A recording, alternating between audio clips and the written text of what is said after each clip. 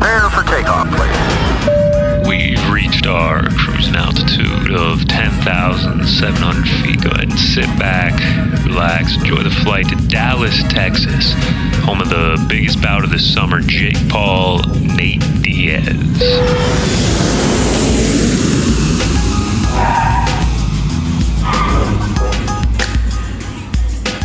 The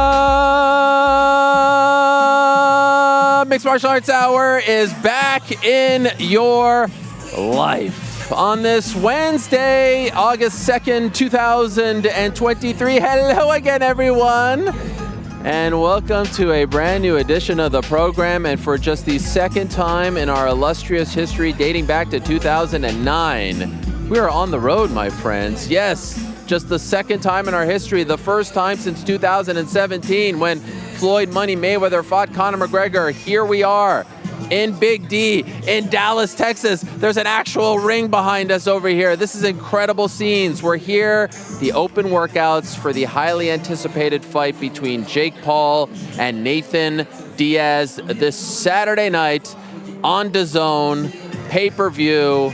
We are here, brought to you by DAZN, in conjunction with the DAZN boxing show. My good friends over there as well. Some of them will be joining us on this program. We've got so much to get to. Every single big name on the fight card this Saturday going down at the American Airlines Center here in Dallas. Every single big name will be doing an open workout in that ring right over there. Look how amazing this ring is. I mean, just look at the setup. Look at the production value. This is incredible stuff, and we are brought to you, as always, by our good friends over at DraftKings.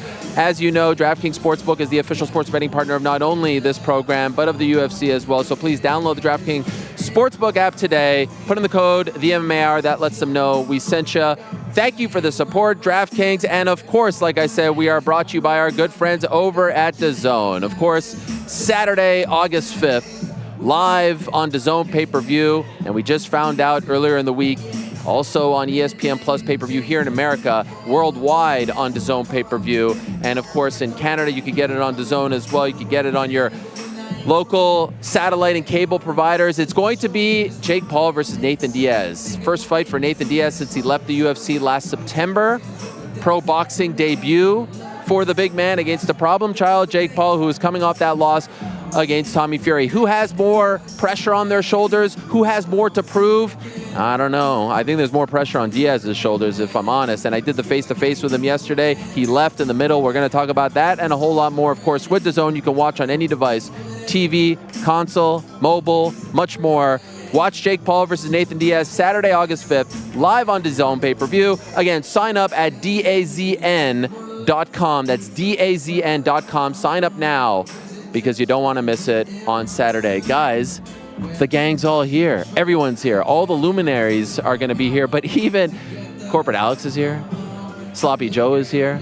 Mysterious Frank is here. And GC and New York Rick are here. In fact, they're our correspondents today. Are they standing by? Is GC here and New York Rick, the birthday boy? How you doing, Ariel? Oh, my God. You know yourself. Hello, gents. Howdy. I mean, howdy, brother. How we doing, man? In beautiful Dallas, Texas. We're here. Look at this. I mean, we got a crowd behind us. We're about to see Jake Paul and Nate Diaz. I mean, it's incredible. Energy's high right now. What are the levels? What are the levels? We said when this was announced back in April, I think the quote from New York Rick was a 13. Did you say it was a 13? What are we at right now? We started at 11. We're probably at 13 now. You don't think we're past 13? I feel like we're past 13. Out of 10? On a scale of 1 to 10. 1 to 10, we're at a 13 right now. I think we're at an 11 right now. I think as we approach the fight, as we get closer to Saturday, we'll get to that 13. We found out yesterday, GC's first work trip, first time in Texas. I mean, we've been here 24 hours. Initial thoughts?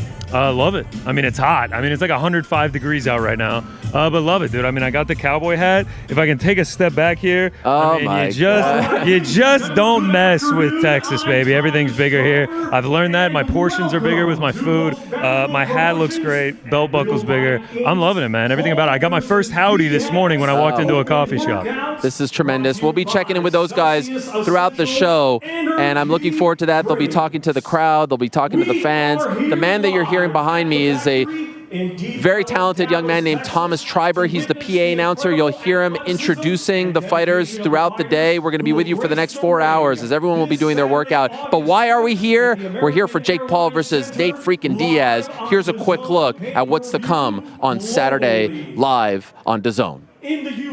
This is it. Jake Paul versus Nate Diaz, live globally on DAZN pay-per-view August 5th. An icon of the MMA game, ready for war against a global superstar. Set to bring the pain, to silence the haters, and leave one victorious. Like it or not, this is the most explosive fight of the year. Jake Paul versus Nate Diaz. Ready for war. August 5th, live globally on DAZN pay-per-view. Sign up at DAZN.com. So there you have it. And there is Thomas Triber. I mean, what a setup and what a crowd here today. I hear they're expecting a ton of fans. I even saw a BMF title before. I saw all kinds of things. There's a bunch of influencers here. There's fans here. I got my boys over there. I mean, this is a tremendous time to be alive. I'm so happy to be here working with DAZN. Appreciative that they brought us out here, that they're sponsoring the show, that we're working with the DAZN boxing show as well, because this is a big deal. And of course, we tend to focus on mixed martial arts here on this program, but you know, we like to flex our muscles, a little sweet science, a little darts, a little pro wrestling, etc., etc. But let's be honest, in my opinion, this story is the Nathan Diaz story for all of us. One of the most beloved fighters in the history of mixed martial arts. One of the most widely respected fighters in the history of MMA. He bet on himself. He walked away. They tried to screw him on the way out, right? They tried to screw him. They booked him against Khamzat Chimaev last September, and the MMA gods said no. They said absolutely not. We're not going to let this happen. Not to the pride of Stockton, not to Nick's younger brother. And so what happened? It was one of the craziest scenes in the history of the sport. In like a 4 to 5, 6 hour insane stretch. It ended up being Tony Ferguson as his opponent. He ends up winning that fight. He plays out the contract. He becomes a free agent. We think it's going to be him versus Logan Paul for a second after Jake Paul loses to Tommy Fury. What happens? He goes the Jake Paul route, and he gets that fight. And now we're getting it on Saturday. And of course, this is a co-promotion between MVP and Real Fight Inc. And the woman that you're seeing right now is Shadeja Green, who hails from Paterson, New Jersey. And she's been going back and forth with the likes of Clarissa Shields I've seen. She's a big-time prospect. Obviously, MVP just started out as Nikisa Badarian and Jake Paul doing their thing, but it has grown exponentially. Amanda Serrano on this card. H2O Silv on this card. Shadeja Green on this card. And they also signed a young man named Javon Walton, who's an absolute phenom. You may have seen him on the TV show Euphoria. He's going to be doing an open workout as well. This guy's 17 years old, the youngest athlete ever signed by the Jordan brand. And him on the pads actually reminds me a lot of myself on the pads, if I do say so myself. He is lightning quick. He's got quite the look. He's a good-looking young man, and he is a big-time star when it comes to the world of boxing. Like, he's an actor. I believe he does some modeling, but he actually wants to pursue a career in boxing, and he has the credentials for that as well. So this is a very, very interesting signing for Jake Paul and company. His documentary came out earlier this week on Netflix, so there's a lot to like as far as the MVP business is concerned. So a lot of people are going to be stopping by. In a matter of seconds, we're going to be joined by my good friend Ade Oladipo, who does tremendous work for DAZN and the DAZN boxing show. He is a tremendous talent who we saw on the program after the Katie Taylor-Chantel Cameron fight, and on this day where they announced officially that Katie and Chantel are going to do it again on November 25th. Here he is, my good friend Ade Oladipo. Wow, look at us. Look at this. Look at us. Look at this. It's like I can hardly even recognize you. London buses, like one comes and we come again and again and again. It's amazing. It's so great to see you. You too, my man. Thanks for joining us in person. Yes. I mean, 3 years ago, you would have paid money to be on this show. I would have. Now here you are, almost big-timing me. Something. Yes. I would have dropped something. Yeah. Well, it's great to have you here, and you're looking svelte. You're looking fantastic. Thank you. You know, we're trying to. I follow you for, you know, the boxing insight, some MMA insight. You're very knowledgeable when it comes to MMA. Your football knowledge is a little bit, you know, comme ci, comme ça. But now all of a sudden, when I follow you, all I get is fitness tips. Yeah. the gym at your hotel, Yeah. the road to 175. Wait, this is serious. Why are you doing this? You know, Why are you? You started this last time I saw you in Dublin. How much did you weigh? Probably about 210. 210. You were rock solid. I was a big guy. I was jacked. I was Yeah, solid. you were jacked. It was all muscle. You were a genetic It was all muscle. jackhammer. Genetically jacked.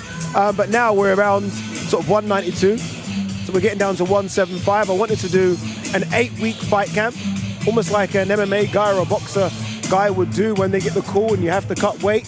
So I'm trying to cut as much as I can down to 175 pounds in 8 weeks. And why? Just to appreciate what they go through? Yes. Okay. So we're not going to fight. A lot of people have been saying, am I going to fight on one of these cards or a Misfits card? No, we're not doing that. I just want to go through what they go through. We're speaking to doctors as well about how dangerous weight cuts can be. Sort of fluid being lost from the brain and everything. So I think it's to experience a bit of what they experience. Obviously, look, we talk about the sport, so it's almost nice to kind of feel what they feel. And I think it will help me going forward when I talk about sort of boxers or And MMA what fighters. prompted this? Did someone come up to you with the idea? Did you think of it yourself? I just thought about it. I know a lot of light heavyweights in the UK. Craig Richards, Anthony Yarde, Joshua Boazzi. And I've always asked them, I've always looked at them like, how do you get down to 175 pounds? You guys are massive. And they're like, why don't you try it? And I was like, steady. And then, one day I thought, you know what? We've got a nice little run here where I can do it. I travel a lot just like they would. So I thought, let's give it a go, and here we are. But you say that you have a nice little run here. You're traveling all over the place. Yeah, and that's I guess that's the test. Again, it's almost like a top-tier fighter when they have to do these world tours and have to go to different countries and promote their fights. I almost feel like I'm promoting my weight cut by being all over the place. And look, it's been titled No Excuses.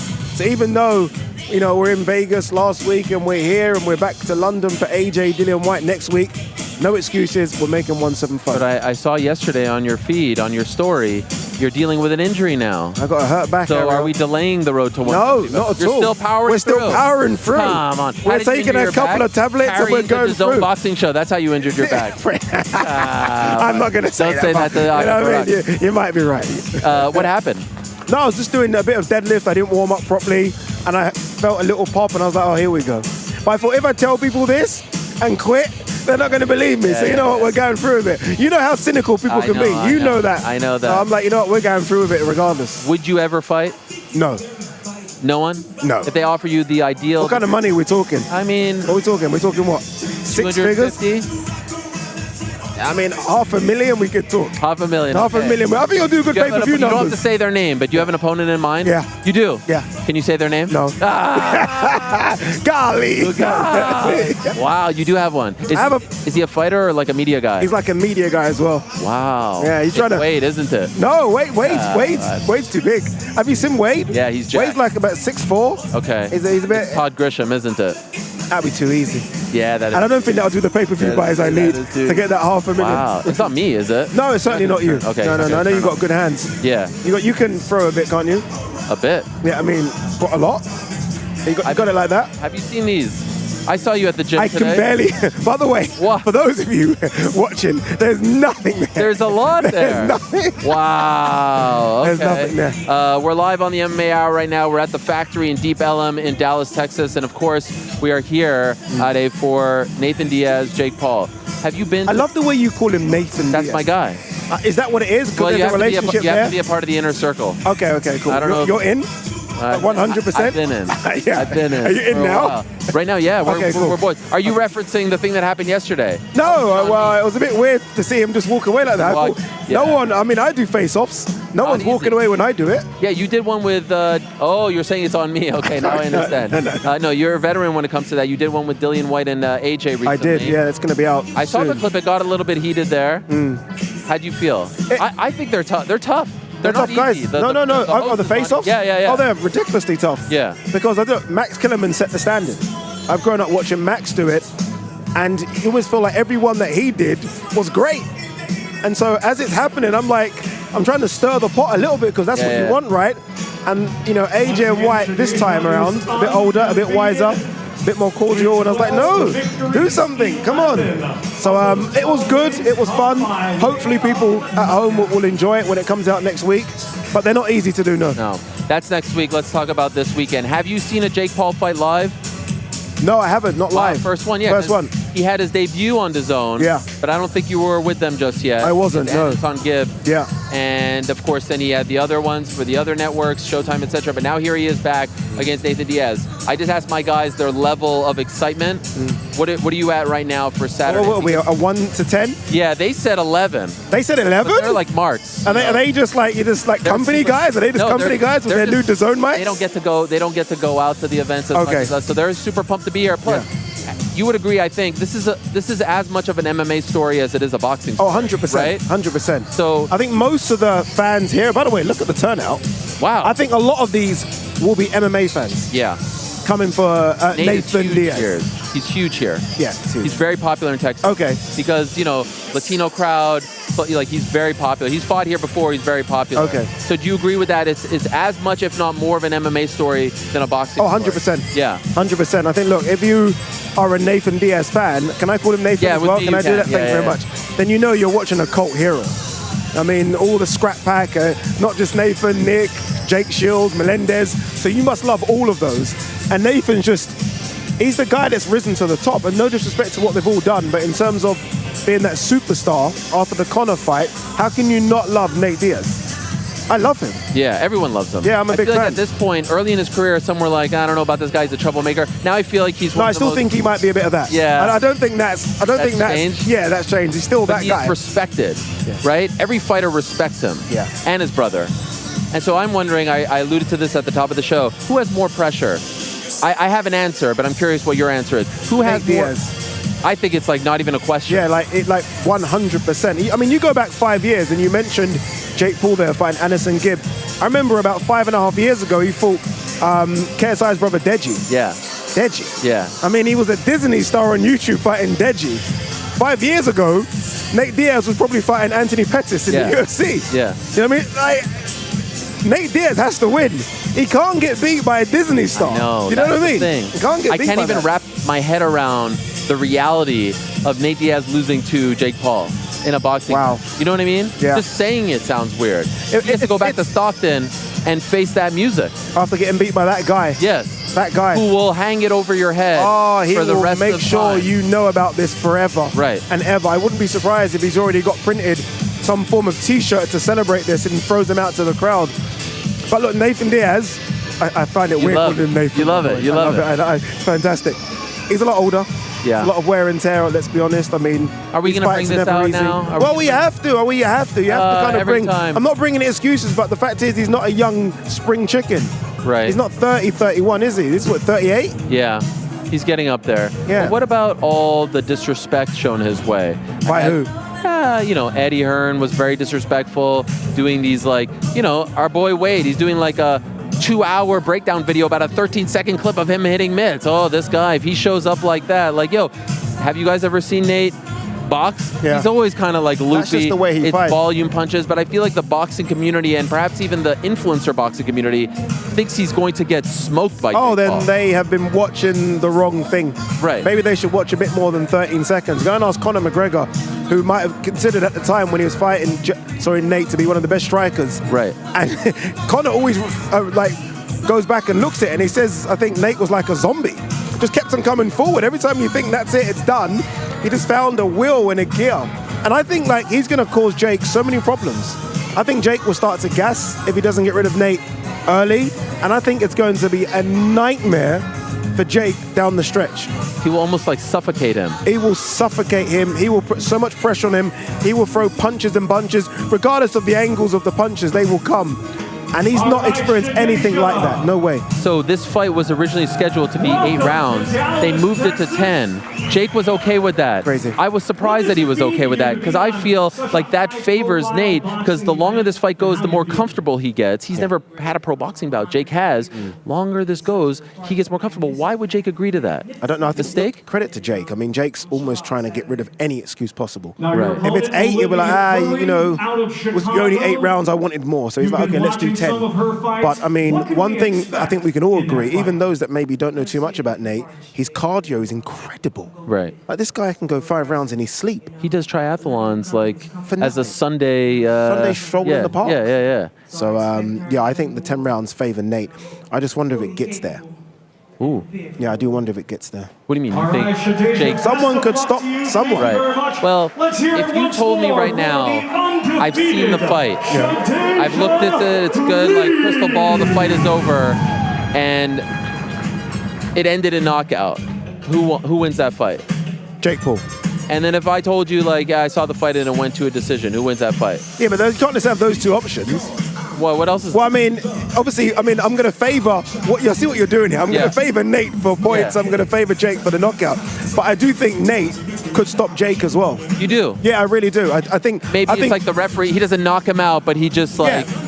Or I mean, you see a lot of fighters getting knocked out by jabs, and it isn't because the jab was painful. They're just exhausted. Right. They're just done. You could almost push them over. Right. And I honestly think that we're going to see Jake's gas tank test to the absolute limit here. And I think Nate could potentially get a late stoppage just because Jake's just exhausted. Can I throw a counter your way? Go ahead. I feel like there's this thing about Jake's cardio. Lest we forget, dropped Tommy in the last round, dropped Anderson in the last round. He's had tremendous success in the final round of his last two fights. Yeah. Is that maybe an old criticism? Does that still apply? No. I just think that when I watch Jake, I think he gets a bit sloppy when he gets tired. Yeah. So it isn't that he's not still there fighting, because he is. But you watch that Tommy Fury fight, because that's the last one, right? Watch him in the last couple of rounds, and he does start to kind of unwind a little bit. Right. Whereas, again, you watch Nate for as long as I've watched Nate, and he almost seems to get better. Like, you go back to that fight against Leon Edwards, when he lands that shot right at the end and like kind of points at Leon. His gas tank's right there to the last second, so I have no fear with his gas tank. I do have concerns with Jake. Not to say Jake isn't fit, but I don't think he's fit on the same level as a Nate Diaz. What about 185? Nate Diaz has never fought at 185 before. That's a lot of extra weight, isn't it? Yeah. Jake Paul's a big guy. He is. He's a really big guy. Yeah, what is he, 6'1"? Must walk around 215, 220. Right. Big guy. So is that, like, if we're doing like pros and cons for both, is that a pro for Jake? Yeah. And do you think that he could maybe frustrate him, outmuscle him, you know? Potentially. I mean, he's going to try and sort of mess him around in the clinch, but I mean, that's almost going into Nate's wheelhouse as well. And look, I mean, I know Nate's campaigned at 155 and 170, but I think he can handle another 15 pounds. I really do. I think his body at this age, I mean, at this age, you don't want to be cutting too much weight anyway. We always talk about fighters and does it impede them when they cut so much weight. Nate's going to be comfortable now at 185, knowing I don't have to go crazy and try and almost get... Nate's got a weird frame. He's quite big, but he is quite wiry as well. So I think him going into a 185 frame will actually help him as opposed to trying to shrink at 38 into a 170 frame.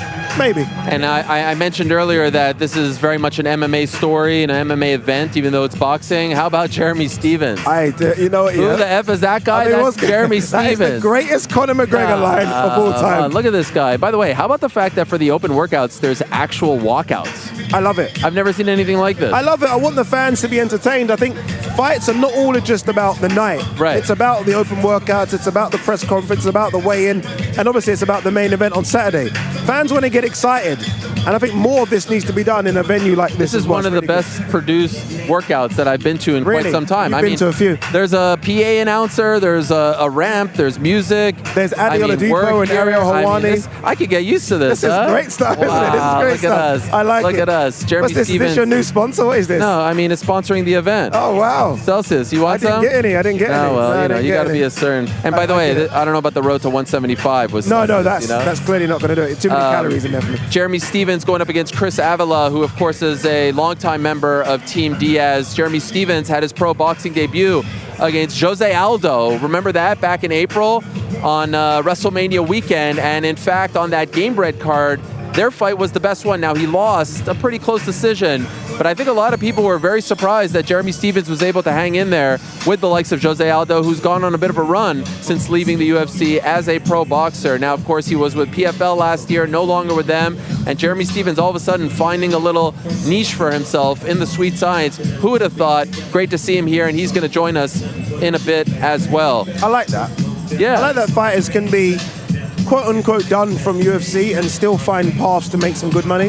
That's been one of the nice stories of the last couple of years. Yeah. That being said, a big part of the Jake Paul story over the last 2.5 or so years, ever since really the Askren fight, has been him versus MMA. Yeah, what is that about, by the way? I mean, By the way, they outlined it very well in the Netflix documentary that came out. But I think he was very smart. He was like, hey, I could pick a fight with one guy, or can I pick a fight with an entire sport? And it worked, right? Yeah. It worked from a media perspective. It worked from a fan perspective. He got the attention of Dana White. He got the attention of every single big name. Everyone was talking about him. I think it was smart.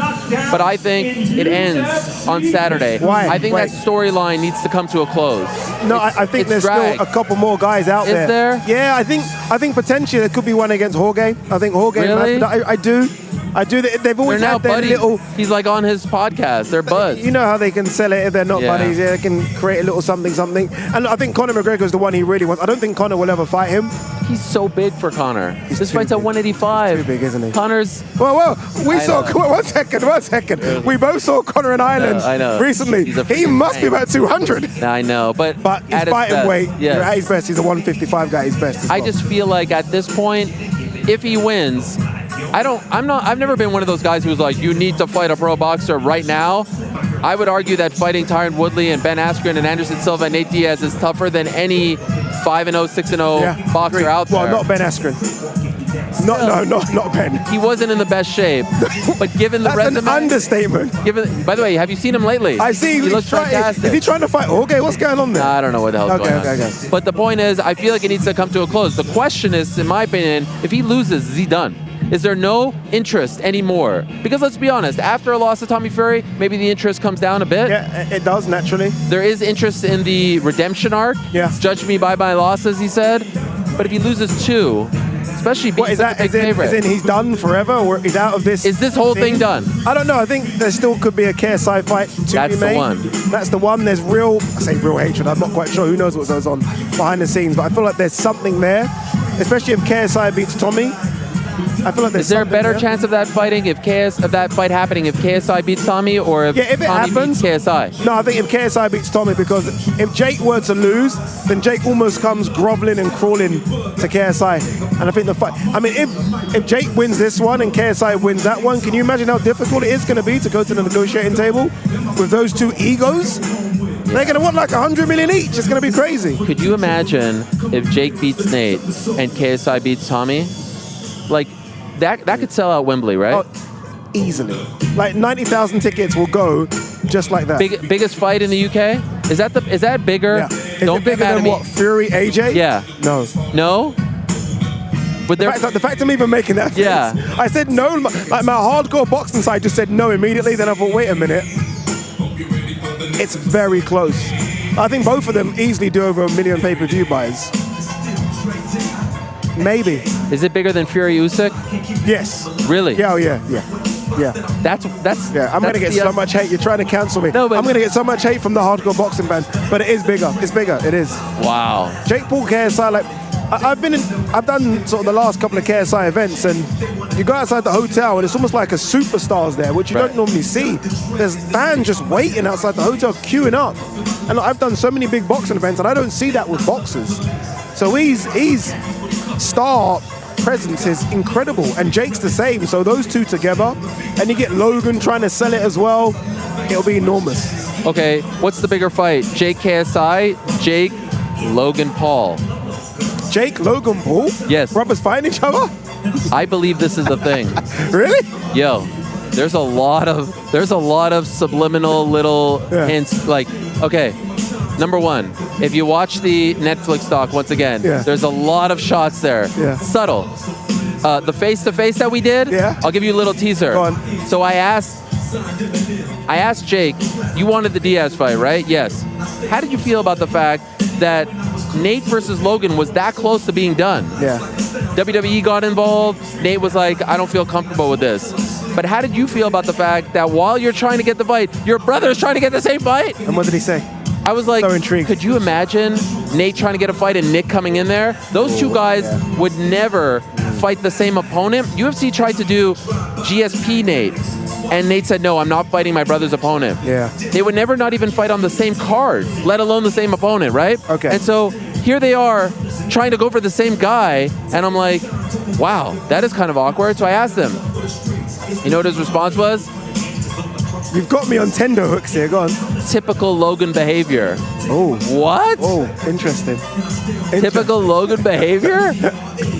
By the way, you asked the question, what would be bigger, KSI versus Jake or Jake versus Logan? Jake versus Logan. Every day. Really?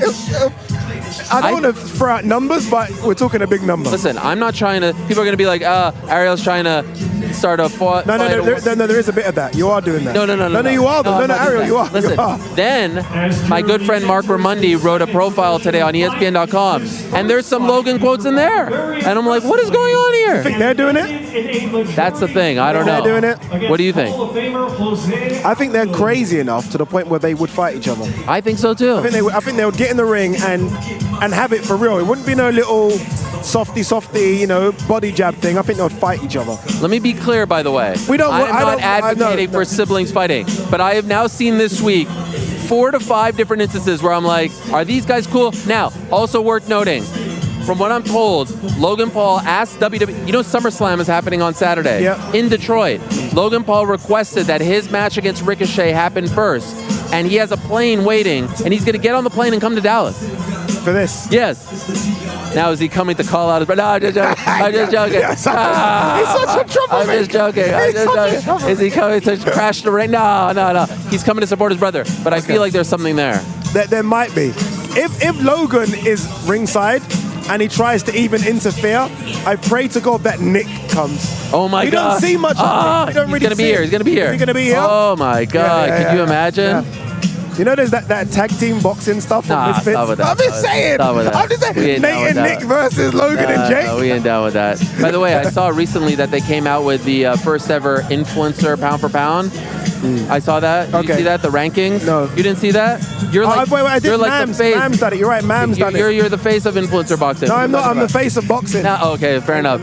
By the way, I came up with that idea first. I said, why isn't anyone doing this? I may have said it to you. And then someone ran with it. Anyway, you're welcome. Tommy Fury, #1? Yes. Is he an influencer? Yeah. I mean, I guess he is. No, he is. He's more of an influencer than a legit boxer. Wow. He is. He's not fighting. Ade Oladipo says he's a what? I mean, he's fighting KSI next, which is a massive fight, but it's not like he's fighting the top 10 cruiserweights in the UK, is he? Right. Yeah, so he's more of an influencer. So you agree with him being #1? Yeah. Oh, you do? Yeah, he's the Who's best. number 2? Jake. And then? And then KSI. Wow, Jake better than KSI. Yeah. Oh, yeah. Yeah? I mean, yeah, he has to be. Why? He beat Anderson Silva. Yeah. Anderson Silva, not so long before that, beat Julio Cesar Chavez, who I know he's on and off boxing, but is a legit boxer. So you've got to give Jake his respect. Yeah. People always talk about the fact that, people get upset about influencers trying to box. Jake has dedicated the last 5 years of himself to box. Doesn't have to. I mean, this guy is rich beyond belief, rich beyond a number we can think of. And he still wants to fight. Like, you speak to a lot of MMA guys, I speak to a lot of boxers. The reason they do that is for this. It's a dangerous sport. So when someone's doing it when they don't financially need to, props to them. Yeah. Props to them. Because we talk about the silk pajama thing. He entered the sport wearing silk pajamas. The silkiest of silk. You know what I mean? Gucci or Louis Vuitton, not your normal silk. I do want to get your opinion because you are a true boxing pundit and fan. Much respect. I love your work. You don't need me to say this again. Amanda Serrano is one of the best fighters in the world, regardless of gender, but obviously in the women's pound for pound, she's up there. Top 4. Who's #1? Oh, Clarissa Shields. It has to be. After Katie lost, right? Has to be. So she's in there, top 4. Yep. She's fighting Heather Hardy in a rematch of a fight that happened back in 2019. Which she won. Yeah. She's now the undisputed champion at featherweight, and I think most people suspect that she's going to beat her, right? That Serrano. Do you think Hardy has any shot against her? No. And so could I tell you? So I'm assuming she's going to win.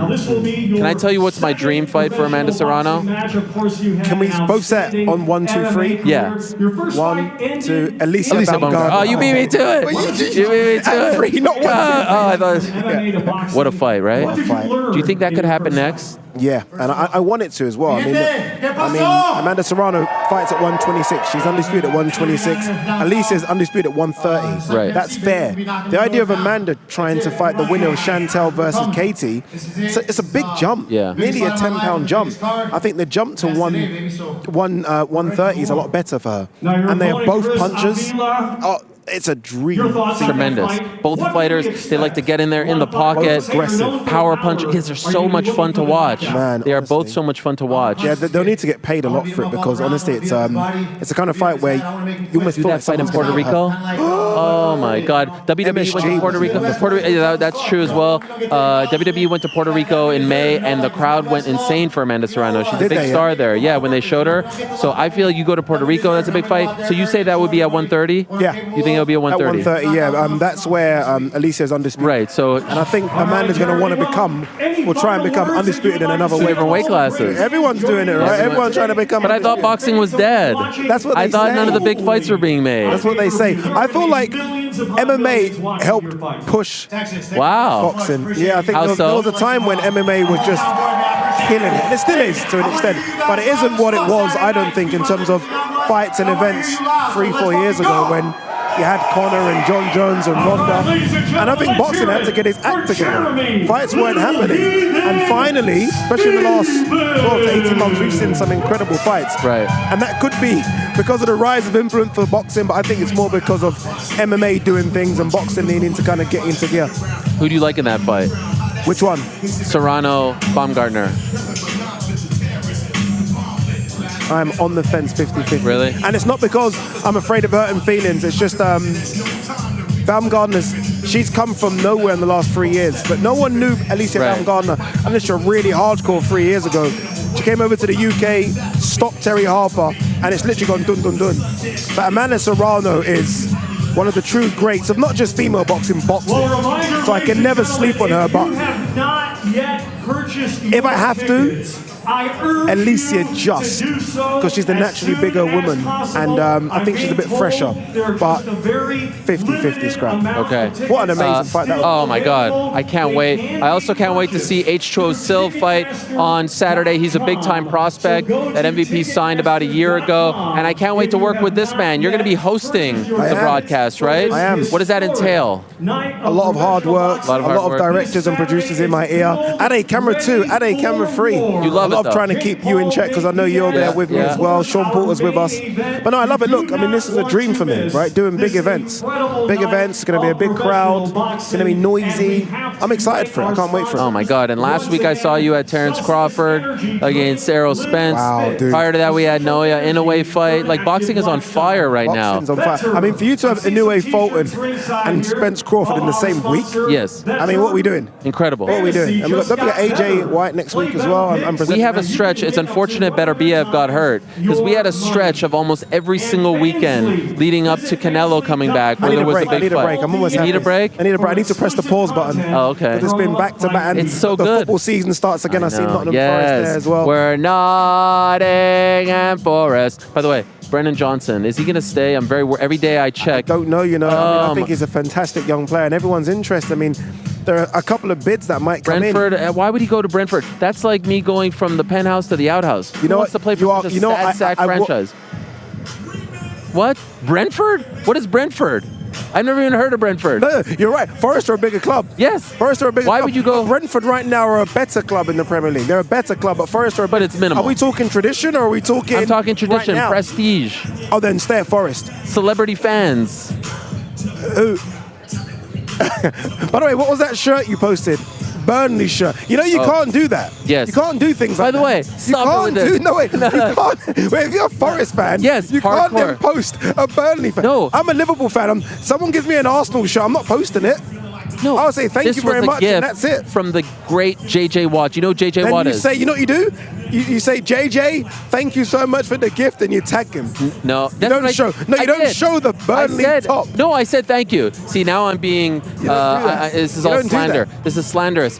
JJ Watt, one of the greatest NFL players in the history. Where's his of the- Burnley connection with JJ? Okay, he now owns a piece Oh, he of the now team. owns it. So when I Damn. was in London, I bought a Foden kit and an Odegaard kit for my boys. They're big soccer fans. Wait, are your boys not Forest fans? No, my older son is a City fan, and the middle one is just kind of floating. What? He's been a diehard City fan since 2022. All right, diehard, lives and dies with them. Okay, he loves City. Phil Foden is his guy, not Holland. Phil Foden's a great player, his guy. great player, yeah. So I bought it. I was proud. I posted it. I saw that. JJ Watt's in my comments. By the way, Alfonso Davies, shout out, liked it too, which I thought was great. Look at you. I mean, JJ Watt's like, I need to get your boys Burnley kits. I was like, what? JJ Watt? So he sent them. And that's what I'm saying. You take them. It's good. But I'm Forrest till I die. Till I die. Let me tell you something. I'm going to be there at the City Ground sometime this season. Oh, they're going to open that red carpet for you. Yeah. You might be their most famous October fan. 7th. Carl Froch is the big, and Lee Wood obviously as well. October 7th. Yeah. Lee Wood, Josh Warrington. Are you coming to that? There's been talks. Yeah? There's been Are we getting the team back together Problem again? is, Forrest is at Crystal Palace that day. Damn, you've done your research. Of course You've I've done done. your I've done it all. I've done it all, my man. That's People try to incredible discredit me. knowledge. I watched more Forrest last year than Knicks and Bills. My two, like... Well, it's easy not to watch the Knicks. All the Knicks done well to We get to the made the playoffs. second You made round. it to the playoffs, done well. But it's been a disaster for the Knicks for years. No, but I'm talking about last season. Okay, you watch more football than... More football. Wow. I can tell you about anything going on. There's some talks that we may sign Matt Turner. Good player. Yeah. Good player. You've obviously signed Elanga as well. They're doing all kinds of problems. Dean Henderson wants to maybe have a go at United. I don't know what's why would you want to play for such a loser team? Because United is the biggest club in the world. I hate to say it, but it's true. It's World the biggest famous club City in the Ground? world. I mean, we could do a whole show right here. Can we do the DAZN football show? Dude, I think you need to. You know, can we? I think you've got enough knowledge to hang with me on it. Okay. Do we have? They're trying to tell. Is Jeremy Stevens? 5 minutes. 5 for Jeremy minutes. Stevens. I can fill for 10. Oh, I can fill. I won't charge extra. I can fill for 10. Okay, so by the way, who's going to win the Premier League? Man City. Man City again. Yeah, Liverpool will come Forrest second. going to stay up? Yeah. He is. Steve Cooper's a good manager. They will. Really? Wow. That's great. By the way, very quickly, when Shadisha Green was behind us, I saw her in the gym this morning. Scary. Yeah. Scary. You saw her at the I saw her hotel. in the gym, and I was actually scared to say hello and introduce myself.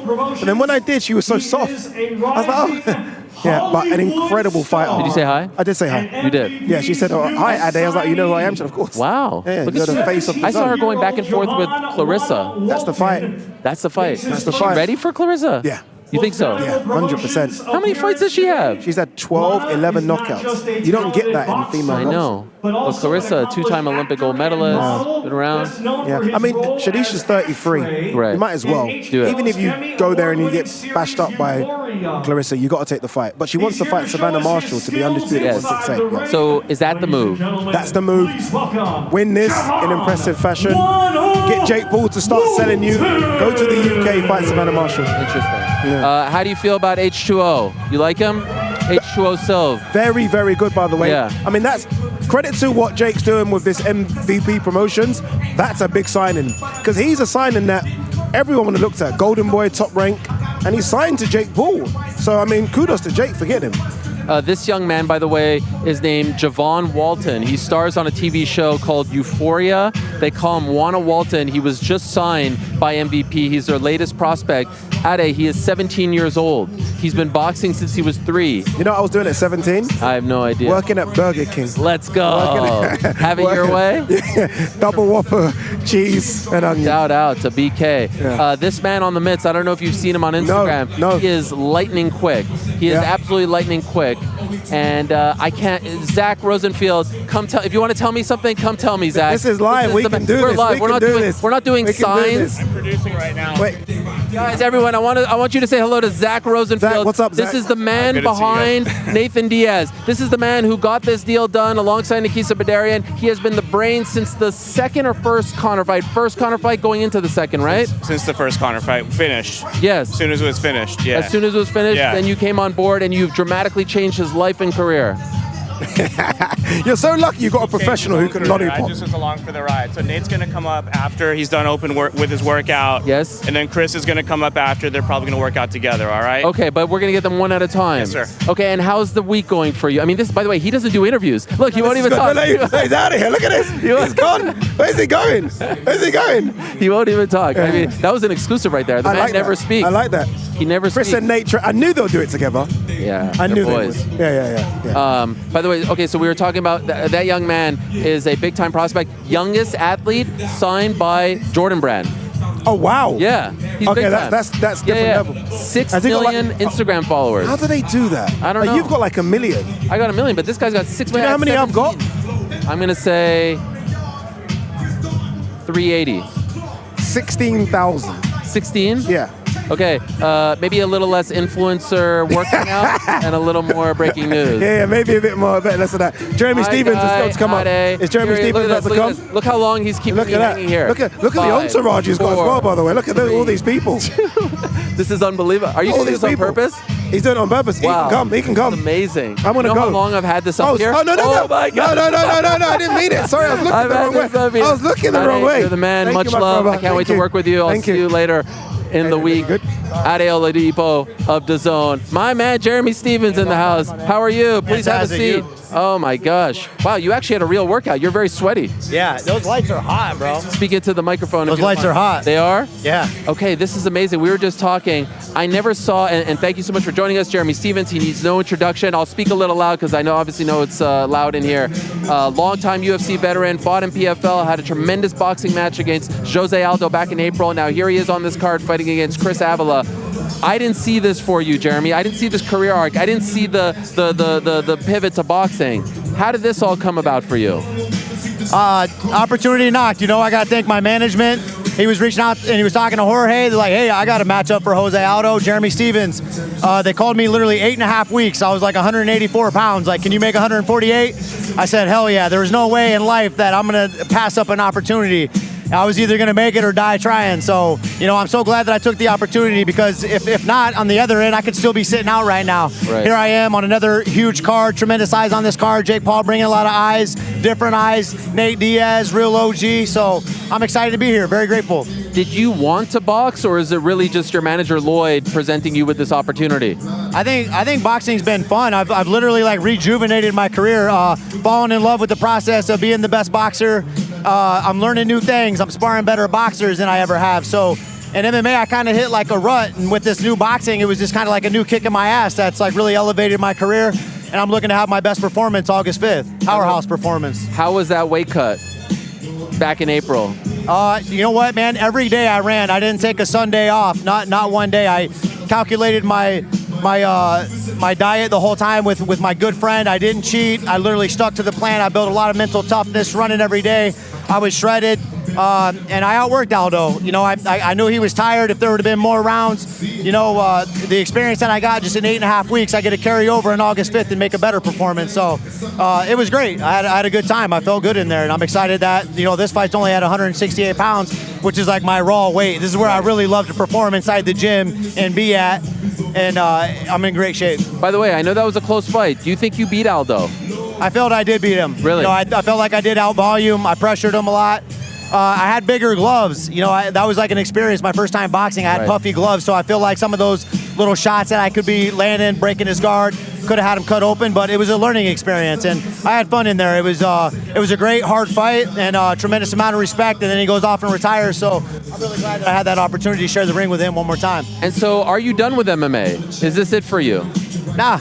I can go back MMA, go back to UFC. There's opportunity all around. I'm not one of those guys that's getting old and looking slow, looking beat up, looking tired in there. I'm actually refreshed. I still got speed. I still got my power. I'll let my performance speak on August 5th, and then you'll see. But I'm a prize fighter, bro. This is how I support my family. I've been doing this since I was 16. I got teeth mark on my knuckles, as you can see right there. I was doing bare knuckle before any of this, bro. I'm a real raw natural fighter from Des Moines, the 515, bro. It pumps the heart of the United States of America, and that's where I'm from, and that's what I do, and that's how I get down and how I provide for my family. I love it. And what about just training right now? Are you even do you even do a couple of jiu-jitsu days, MMA, or are you just focused solely on boxing? I do actually. I wrestle a little bit, hand fight, a little bit of Greco to kind of help out my boxing a bit. In the off time, I did wrestle a little bit, but once I get a fight, I lock down completely on boxing because I don't want to go in there and get hurt, my knee or some shit or something bad to happen. But I do focus on a little bit of wrestling, pummeling, and stuff like that. It's always in my blood. I love wrestling. I actually miss wrestling when I don't wrestle. I want to throw another man around. It's just something I do for fun. It's something that makes me happy.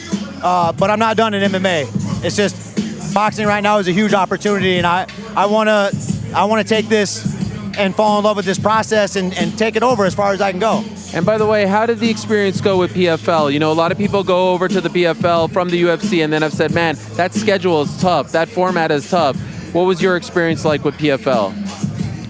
Being honest, I feel like I had my breakup with the UFC. I was kind of in like a rut. I was kind of like, I had like these expectations of me retiring in UFC, and things went down after that Drakkar close push, Sean Shelby, and I felt like things kind of went sideways.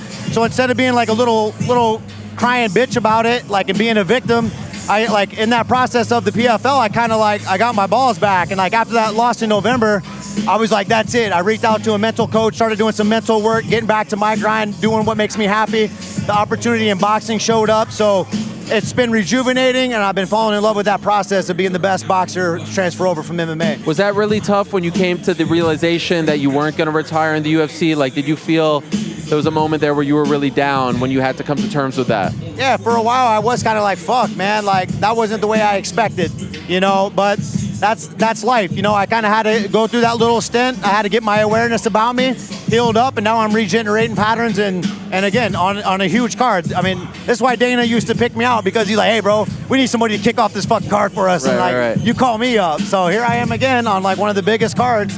You know, that's just crazy. I mean, it's not like the biggest boxing, but there's a lot of eyes on this card. Yes. And I get an opportunity, so. I mean, you've been on a lot of big cards. Look at this, like, turnout, the open workouts. This feels like a really big deal, right? This feels special. Yeah. Do you get that feeling as well? Yeah, this is amazing, bro. Like, look at these like people work like on a Wednesday. Yeah. They're showing up. You got a kid who's 17 years old and they're in the ring right now. That's just amazing. It's amazing. You know, I'm 20 years older than that kid. So, I know. This is awesome. Wait, when did you start? How old were you when you started? I started at 16. He wasn't even born. Yeah.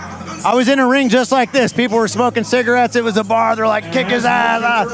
And I was fighting. I fell in love with it and never turned back. So you have a lot of respect for Nathan Diaz. You're fighting his good friend and teammate, Chris Avila. How much did you know about him when you got the call to fight him? I actually worked out with those guys in San Diego one time. I came down, sparred one of their teammates. My boy Josh Neer became really good friends with the Diaz brothers. They're great guys. You know, they're ambassadors, real G's of the sport. I don't know much about Chris. I know he fought in UFC at 145 pounds. That's why I took a 168-pound fight. I wouldn't just go take a boxing match at 168. Those guys are huge. But I saw opportunity, and I wanted to be on this card. Even after that Aldo fight, I manifested this. I was like, man, if Jake Paul or Nate Diaz drops out, I want to be the one calling. I don't even know who owns the damn thing, but I'm going to call somebody and try to make that happen. So I kind of manifested this, and here we are. How do you win on Saturday? What are you envisioning? What are you manifesting? A vicious ass whooping, bro. You're going to see great boxing from me. I'm looking to have a powerhouse performance, one of my best to date you'll ever see. I bark my words. Can't wait. Jeremy, great to see you, my man. All the best. Good luck on Saturday. Jeremy Lil Heathen Stevens going up against Chris Avila Saturday on DAZN pay-per-view. And by the way, there's a great documentary out right now featuring Jake and Nate. You can get it on the DAZN YouTube channel. Here's a quick teaser of what you could see about those two legends. And how about Nate Diaz making his pro boxing debut? Take a look at this. This is it. Jake Paul versus Nate Diaz, live globally on DAZN pay-per-view August 5th. An icon of the MMA game, ready for war against a global superstar. Set to bring the pain, to silence the haters, and leave one victorious. Like it or not, this is the most explosive fight of the year. Jake Paul versus Nate Diaz. Ready for war. August 5th, live globally on DAZN pay-per-view. Sign up at DAZN.com. Look at this capacity crowd on hand. This is an amazing turnout, as Jeremy Stevens said, for a Wednesday in August. It is very hot outside. It's like 110 degrees here in Dallas. This venue is fantastic. Shout out to the factory in Deep Ellum, Texas. I want to take a look at Javon Walton. Hey, what's up? How are you, everyone? Yo, yo, yo. Look at this crowd here. I want to see Javon Walton on the mitts because I heard that he is lightning quick. I saw some scenes. I think he's with Jordan Maldonado over there, who's a longtime trainer of one Amanda Serrano. I mean, look at this young man. Is that Jordan? No, it's not Jordan. I just saw a big guy with a lot of tattoos. That's my bad. 17 years old. First youngest athlete signed by the Jordan brand, and just a couple of days ago we found out that he was being signed by MVP. He's on the show Euphoria. GC, are you a Euphoria fan? Do you know Euphoria? Do you watch Euphoria? Are you familiar with that program? Yeah, I watched season 1. Didn't tune into season 2 though. Was he on season 1? I don't think he was because I didn't recognize him. But I mean, youngest athlete ever signed by Jordan. Unbelievable stuff. I mean, that is incredible. Look at him go. And we're going to be joined by him on the... look at that. Boom. I mean, you know what? He kind of looks like me up there. I mean, wow. So far, joined by Ade Oladipo and Jeremy Stevens. Still to come. That young man's going to be sitting right over here. Amanda Serrano, she has some potential news to share with all of us, so stay tuned for that.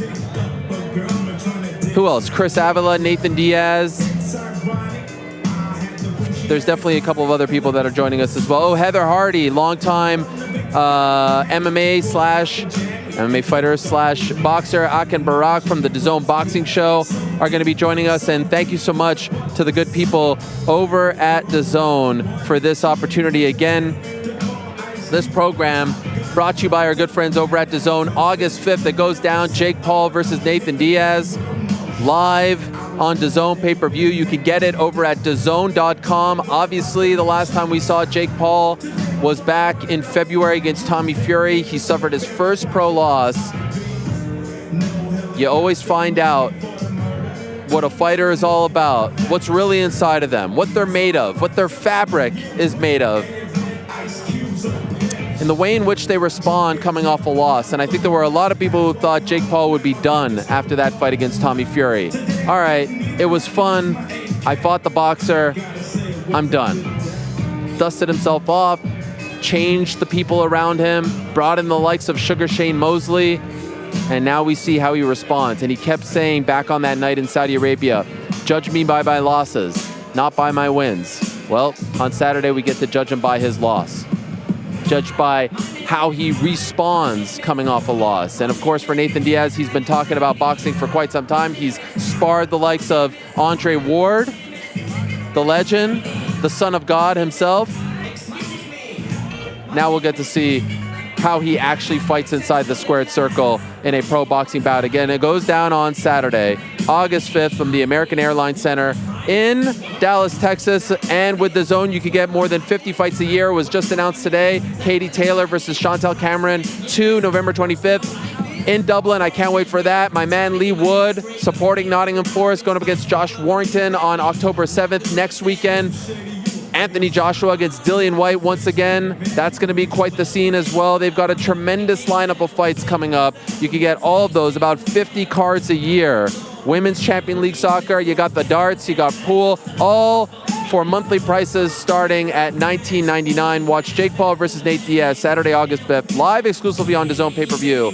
And please do sign up at DAZN.com. Thank you so much to them for the support.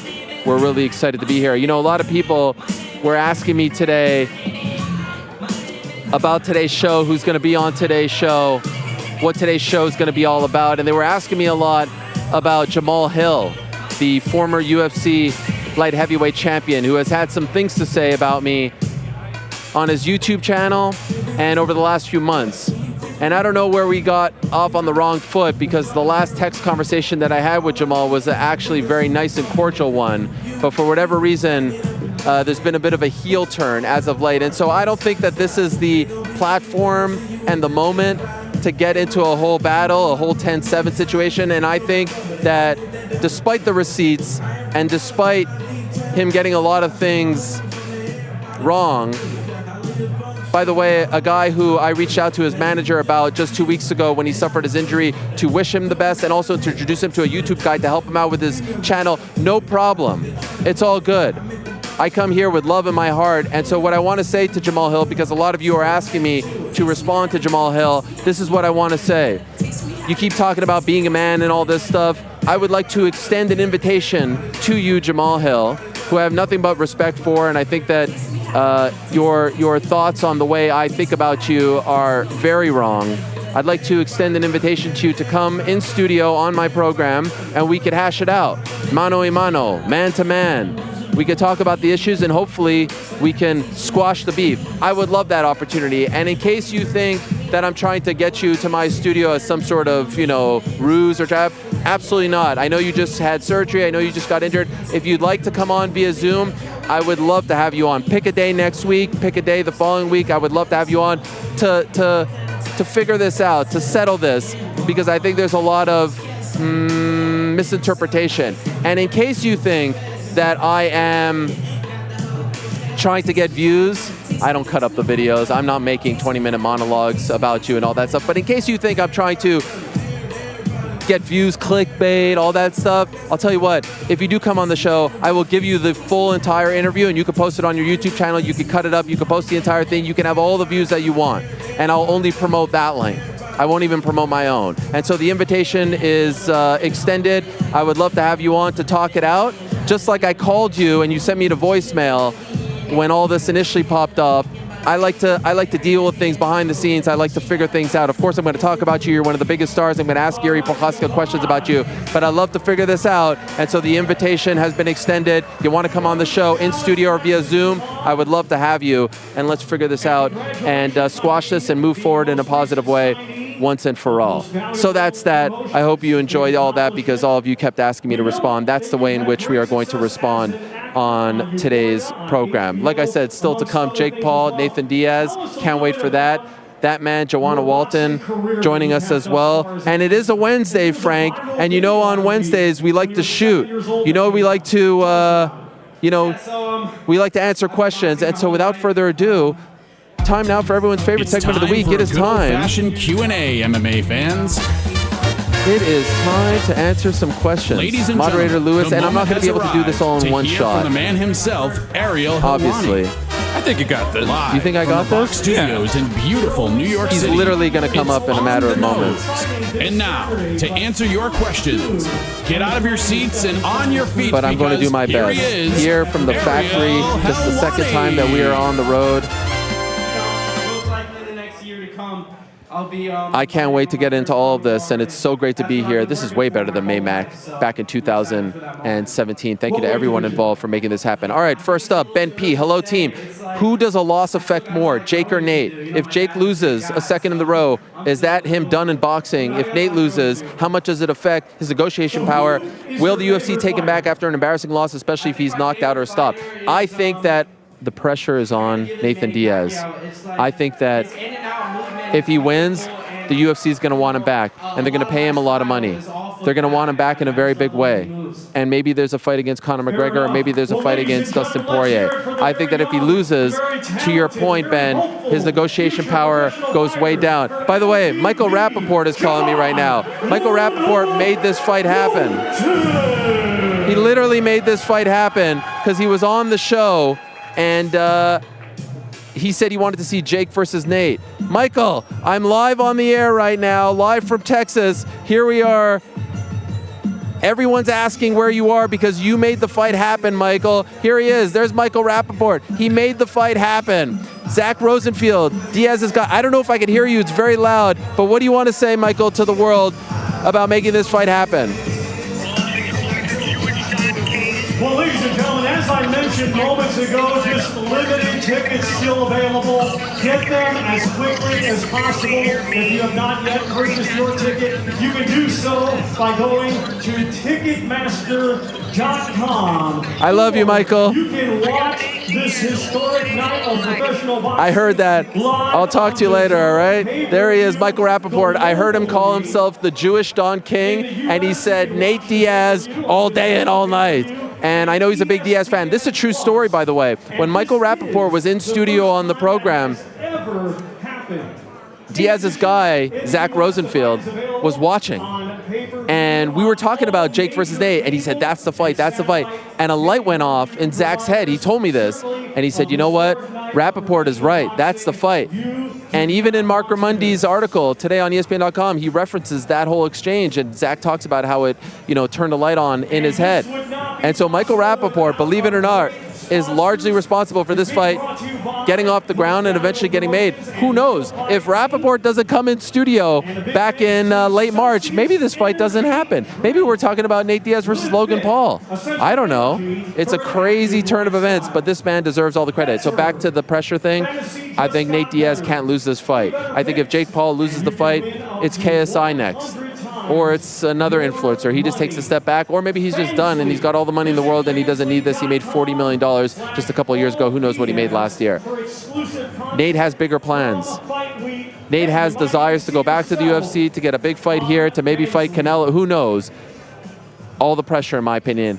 I'm not even saying like 50-50. I'm saying all the pressure is on Nate Diaz's shoulders. Let's go to Patrick. Patrick, if you were managing Jake Paul, what are your next moves after the Diaz fight? Outside of a rematch with Tommy Fury, do you begin taking fights with real up-and-comer boxers? How would you play it? If he wins or loses, to me there's only one massive fight to make next. It's KSI. That's the fight. And it doesn't even matter if KSI loses to Tommy Fury on October 14th. That's the fight. By the way, GC or Frank in the back, you guys can still hear me over Absolutely. Okay, because golly, 4 hours of me trying to talk over this guy and the music. You sound great. I need some water. You sound great. I sound great? Oh, yeah, man. I mean, I don't think I have eardrums left. You getting hoarse? By the way, great setup, but I've never gone to an open workout with a PA announcer and with a freaking... Who's playing this trick on me here? I mean, usually they're very quiet. But Frank's doing house audio as well. You didn't know that? What's that? Frank's doing the house audio as well. You didn't know that? That's him pumping it up. Oh, Frank, do you mind turning him down just a smidge? Let me just turn him down a little. That would be nice. I mean, golly, dying out here. Anyway, the pressure is tremendous on Nathan Diaz, and that was my first question, and now let me get to the second question. If you were managing Jake Paul, okay, the next fight is KSI, regardless of what happens on October 14th. Oh, it's nice right now. Whew, now it's not nice anymore. The fight to make is KSI. They're fighting on October 14th, KSI versus Tommy Fury. I don't care what happens in that fight. That's the fight to make.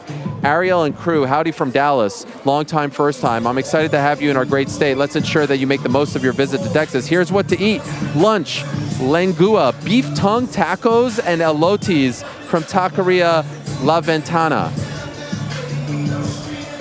Interesting. Dinner, Pecan Lodge. I think I've heard of that. Order the brisket and don't ask for barbecue sauce, lest they know you're from NYC. For GC's Cowboy Makeover, head over to Wild Bill's. If you've got some cash to burn, I recommend a pair of handmade luces. I think you went there, right? Went to Wild Bill's last night. Might have to go back again tomorrow. Boots, $500, and a black felt hat. I think you got that as well. The Perot Museum or the Dallas Arboretum, whatever that is, are worth a trip. And last thing, he's going to ask me a question about Derek Lewis. I'm going to pause that question because I want to get to Javon Walton. Juana Walton, the 17-year-old, the star of Euphoria, who just signed with Most Valuable Promotions. He just did a tremendous workout out there. The youngest athlete signed by the Jordan brand. He's got some big plans, and it's great to have him here. I'm very excited to talk to him for the very first time. Hey, bud, how are you? No problem. Please have a seat. Here's your microphone. Hell yeah. It's great to meet you. How are you? It's great to meet you as well, I'm man. Ariel. I'm doing good. You say it again? My name is Ariel. Ariel, that's a really cool name, man. Thank you. It's like the Little Mermaid. Yeah, I'm Javon, so. Nice to meet you. A lot to talk to you about. I'm very excited to have you on here. Before we get into everything, I just want to send you my condolences over the loss that you and the whole Euphoria team suffered. I'm very sorry to hear about all that, and I hope you're doing okay. Yeah, I appreciate that, man. You know, like, it was all really, really hard for us.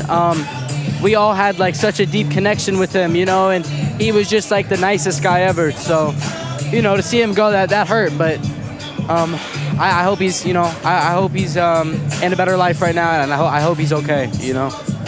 Thank you very much for saying that. Wow, what a couple of weeks for you, my friend. You just signed with Most Valuable Promotions. You're the youngest athlete signed by the Jordan brand, I'm told. You're a massive actor in terms of that world. You're a big star. You're a rising star in the world of boxing. Could I ask, how the hell did all this happen to you? How did you become a star in both worlds where everyone's talking about you? Was this the goal, or did it kind of just evolve over time? Yeah. The goal originally was just boxing, right? I've been boxing for 13 years of my life, and like that's what I love. That's what I do, you know? And, you know, this acting stuff came from boxing, actually. I was on the Steve Harvey show for boxing, and a casting director called after the show and was wondering if I was interested in like trying acting, right? And, you know, I did that project, but, like, my priority now is boxing. Like, that's where my heart is. I have 85 amateur bouts, and, like, that's what I think I do best. So are you done acting? For now. for now, I'm definitely taking a step back and just focusing on boxing. You know, I got to do what I love at the end of the day. Okay, can you not do both? It's hard to do both. It's hard to do both. Eventually I will, but you know, I'm about to go pro in a year, and I really want to make a big impact on the boxing world in the beginning. Okay, so obviously you have a big following, and I'm sure every promotion under the sun wanted to sign you. Why did you go with Jake Paul, Nikisa Badarian, and MVP? Honestly, like, I love the family vibes over there. You know, I like that they keep their circle tight, and I mean, the whole MVP family is very talented. You know, what Jake has done for women's boxing, what he's done for boxing in general is just unheard of, right? And, you know, Ashton's a phenomenal fighter. Amanda Serrano's amazing. I mean, everyone over there is amazing, you know? So I wanted to go where I knew they were going to care about me off the jump, you know? So far, so good? Everything's great so far. Yeah, I mean, look at the stage that you're getting here, right? Open workout. Yeah, You're not even fighting on Saturday. It's incredible. I wish I was, man. Do you? Yeah, I do. Did you try to get on this card? You know, I would, but I gotta be 18. You know, you can't even do an amateur bout. No, not an amateur bout. I don't think you can on TV, but you know that would have been cool. That would be tremendous. Yeah. Okay, so your goal. When did you turn 18, by the way? I turned 18 in July. So in July of next year? Yeah, July of next year. Okay, so you got 11 months. About 11 months, yeah. Are you going to take more amateur fights between now and July? Oh, yeah. How many more can you fit in 11 months? I'm gonna get to 100. My goal is 100. You know, and competing at the big national tournaments again, and really getting my ranking up, and then I'll be ready to go pro. Okay, now what about the Olympics? You know, I was thinking that route, but it's just like my style and what I want to accomplish in the pro game. I want to start that early on. So okay, so Olympics are next year. That's why I was asking if you were going to consider that as well. I want to make the cutoff for that just of age. Anyways, okay, you know? All right. So no Olympics, and the hope is by next summer you're a pro. Yes, sir. And what weight would you be at? I'm not positive. Like, I'll do a lot of growing until then. My dad's a big guy. You know, I'm only like 5'8" right now, so I'll be growing a lot. Okay. So I'm gonna hold off on saying my weight for now. Ultimately, what do you think you end your career at? What weight? Like how much bigger do you expect to get? I mean, I'd like to end, you know, a bit of heavier weights, like 60, 65. Oh, wow. Around there, that would be cool. Okay, yeah. So you got some time. Oh, yeah. Okay. Oh, yeah. By the way, speaking of young H2O Silv, I'm told no Ashton anymore. He just wants to go by H2O. Really? You just want to go by H2O? That's it. Okay. He's a young gun that MVP signed. He was the youngest fighter signed by MVP until you came along. Yeah. Have you seen him compete? He's very impressive. Man. No, he's got mad talent. You know, I know him from the amateur game as well. He's got, you know, I mean, he's gonna be amazing, man. He's gonna be amazing. He's fighting on this card on Saturday as well. And so, okay, so we go pro next year, and you know, I think someone asked you that question up there, but I wasn't sure. For someone who hasn't seen you fight, who would you best compare your style to? Who have you tried to pattern yourself after? You know, I like, my favorite fighter is Manny Pacquiao, so I like to take a lot of what he does. You know, his in and out movement is beautiful, and I really just like his explosiveness. So I'd like to say that that's definitely more my style. You know, I would describe me as a boxer puncher. So, you know, I like to get my work in and get out. So okay. Have you ever met Manny? Have you ever met Manny Pacquiao? I haven't, man. Wow. That would be awesome, though. That would be something. I was at the Crawford-Spence fight last week, and he was there in the front row. What a scene that was. Did you watch that fight? I did. How great is Terrence Crawford? Wow. You know, that was insane. Honestly, though, like, Bud is just, like, he's insanely good. Like, it's crazy, his skill set. I mean, he's a pound-for-pound fighter right now. You know, he's number one. He's number one, man. You know, he's in my opinion, it's him and Naoya Inoue. Number two. That's my pound-for-pound right there. Both of them. Yeah. Did you see him fight last week? Unbelievable, right? Yeah. Boxing's on fire right now. There's just every week a big fight. No, it's crazy. Like, I was just talking about that the other day. It's like, I mean, the amount of talent that there is in boxing right now is just crazy. You know, it's never been like that where there's like, everyone's good. You know, like, there's no free belts right now. Right. You know? And there's undisputed fights being made. There's unification bouts. You mentioned that you started boxing at 3. Your dad got you into it, right? Yeah, my sort of. You know, I watched it on TV and I told him that I want to like do that at a young age, you know. And when I was 4, he finally took me to a gym. So when you were 4? I was 4 when he took me. Oh my gosh. Yeah. What did your friends think when you were like boxing as a 4, 5, 6, 7, 8-year-old? It's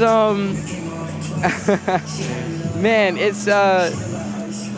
it was pretty interesting for sure. You know, it's just like I knew what I wanted early on. And, you know, it's hard to say that for a lot of people. So right. like, I knew no matter what that I was going to accomplish my goals and succeed at whatever I do. You know, and I'm on that path right now in the boxing world, and I'm going to make a big impact. It's unbelievable because you're so young, yet you're so mature, and you've accomplished so much at such a young age. Oh, man, do you feel like you had to make a lot of sacrifices? You know, the typical kid stuff. Did you miss parties? Did you miss going out and stuff like that because you had to wake up, you had to cut weight, you had to be in the gym on a Sunday morning? No, 1,000%. Was that hard? 1,000%. It's like in boxing, you know, there's a lot of sacrifices you have to make if you want to be good. You know, like this sport isn't for the weak. I think it's mentally the hardest sport. So definitely sacrifices that had to be made. But thankfully, I don't really like partying. So you don't? Nah, I'm not a big party guy. Okay, so we don't have to worry about you doing some crazy stuff and ending up on websites and all that stuff. Is your dad still training you? Yeah, he is. That's my coach. What is that like, having your old man? Are you able to separate, you know, the family life and the boxing life? Yeah, you kind of have to, you know what I mean? And it's like he's coached at the highest level, so he knows this game very, very well, and it's like the connection I have with my dad, it's like you can't beat it, you know what I mean? So it's really just a different kind of connection, and I mean, I wouldn't change it for the world, man. You know? By the way, was that your dad holding the mitts? That was my dad, yeah. Holy smokes, your dad is quite the buff man. That's what I was saying, man. He's a big guy. Oh, I didn't realize that was your dad. Yeah. Yo, I don't want to cross your dad. Nah, he looks intimidating. He can box. Yes. Did he box professionally? Not professionally. He did when he was younger a little bit, but he can move, man. How old's your dad? He's 40. He's 44 now. He looks fantastic. Yeah. Holy smokes. Yeah. Is he a tough coach? Does he get on you? Yeah, he's a tough. He does. But you need that. You know, you need that shit. Yeah. By the way, I'm sure you hear this comparison, especially the way you hit mitts and how quick you are. There's a lot of Ryan Garcia in you, right? Because you're young, you're a good-looking kid, you're quick. Do you like that comparison, or do you not like that comparison? You know, I'm my own person. You know what I mean? It's like I do what I do, and he does what he does. So you know, he's a great fighter, and you know, big props to him. But I'm my own person, and I think you know we fight very different. You know, it's different styles. So. Okay. By the way, your nickname is Wana. Wana, yeah. Why is that? What does that mean? Yeah, so when I was younger, you know, it was always like I want to do this, I want to do that, I want to achieve my goals, and like it was always like I want to be a man, and my dad ended up giving me the nickname Wana from that. So. Okay, so do you prefer Wana over Javon? I like both, man. Okay. I like both. All right, you're not like H. Stroll, you're just going to say I want to be Wana. Nah, you know, right. I like both. Okay, Saturday night, obviously you're riding with Jake. Oh, obviously, yeah, of course. How does he get it done? What are you expecting? You know, Nate Diaz isn't a walkover. He's a tough opponent, right? And he's accomplished a lot in the MMA game. And Jake needs to stick to his game plan. You know, start strong early on, throwing in combinations, being explosive, and he'll get the job done well. I think. Do you think he stops him, or do you think it goes the 10 rounds? It's a 10-round fight, so I mean, it could maybe go to stoppage, but I got a feeling it's distance, man. You know, Nate Diaz, he can take some shots. Yeah, so. he's a tough guy. Yeah. He's been through it all. He's done it all. I can't wait, and I can't wait for your career as well. So great to meet you for the first nice time. To meet you too. All the best to you. Good luck, and congrats on signing with MVP. Man, yeah, I appreciate it. Thank you. There so he much. is, the youngster, Javon Walton, Wana Walton, making his pro debut next year. For now, though, how many more? Like 20 more fights we're gonna do in the next year? Oh yeah, that's 20 more amateur fights. Check him out. Follow him on Instagram. He's got a gazillion followers. You could be gazillion and one. Thank you so much. You can just lay down right over here at the microphone, and we'll move along to our next guest. There he is, Javon Walton, kind enough to join us here on the program. Everyone's joining us, by the way, and they're all very sweaty. So it's a crazy, crazy thing. By the way, where is GC? Is GC in the house? A training video made by his Wow, look at this crowd. I see a lot of action over there. There's a lot of people. Yeah, I'm here, brother. GC, are there any fans there? Can you ask their thoughts on what's I'm going on? actually not over there right now. I think we lost our camera to the. But you could talk to people though, right? If I get in the crowd, yeah. Oh, are you not in the crowd? All right, fine. There's a lot of people there. Wow, look at all these people here. A capacity crowd. Yeah, what's up? 10-7 all day. Hiowani. Yeah, they're all coming after us. But we still here. Wow, look at this crowd. This is tremendous. Shout out to the factory. in Deep Ellum still to come. Nate Diaz, Jake Paul. Welcome to Dallas, Texas. My man over here. Let me know when you want to talk to the people. Looks like he's heading out that way. He is heading out. What was he doing? What was he at? The craft services? Yeah, he was trying to get a selfie. There's other things that I have to do. What were you doing? There was a buffet or what? Yeah, there was a buffet. I'm over here. I'm over here in the corner now. We lost our camera. That's fine. I'm heading out in the crowd now. It looks like we've got some fans, man. What's y'all's name? Cameron. All right, I got Cameron. Lane. Lane. All right, how are we guys feeling? What is the excitement level right now for Jake Paul and Nate Diaz? Oh man, I'm going with solid 8.5. 8.5. All right, what about you? I'll say 6. 6. All right. Who do you guys got in the main event, and how do they take it? All the great fans here in Dallas. I'm going with Nate. I have to go with Nate. You know. Come out, support me. I love Nate, man, but I think it's a tough matchup. So I'm gonna say Jake. There you have it, Ariel. What questions do you have for him, man? I don't have any questions. I just wanted to get a feel for the audience. Obviously, they say 8.5, man. They seem like they're pretty excited. I feel like it's really gonna go through the roof once we get Jake and Nate down here. It's tremendous. It's absolutely tremendous. I can't believe it's at an 8.5. If I were them, I would be at a 14.5 right now. And we can. I'm just talking to Big Joe over here. I think in a matter of moments we're going to be joined by Ade and Barak, who I think are standing by. Yeah, they're here. The stars of the DAZN boxing show, who of course we are here with as well. Yeah, absolutely, you could bring them up. Check them out on the DAZN YouTube channel, also on DAZN. My good friends, Ade and Barak in the house. What's happening, my man? Thank you so much. Here's your microphone. Here they are, the critically acclaimed duo, Ade and Barak. By the way, you guys never do interviews by, I was told, don't even ask. They're a package deal. You can't, it's a tight fit, my man. Come in. It's a 2-for-1. Yeah. You're lucky. Yeah. On sale. You get a deal. I appreciate that. Thank you so much for coming on, guys. Really appreciate it. You guys are doing great work with the DAZN Boxing Show. Saw you just last week for Terrence Crawford, Errol Spence. By the way, I'm not calling it Spence Crawford anymore. It's now Crawford Spence. 100%. After that performance, let me ask you, I'll start with you. Your level of excitement and interest at this moment on this Wednesday going into Saturday, Jake Paul and Nathan Diaz. Well, I'm going to tell you one thing that I like what Jake has done for the sport. I'm not a fan of every single fight, but this particular fight, I don't know. Which fight were you not a fan of? Askren, Nate Robinson, Hib.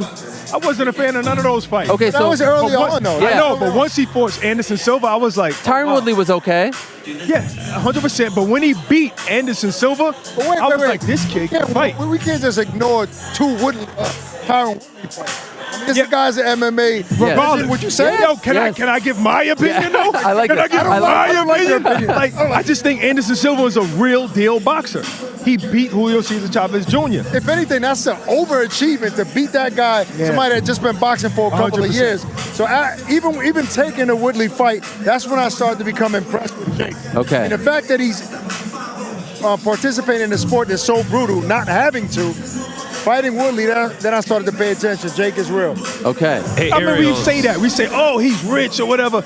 You don't get these kind of paydays on YouTube. No, this is bigger. He's getting $20 million, I never said $30 million.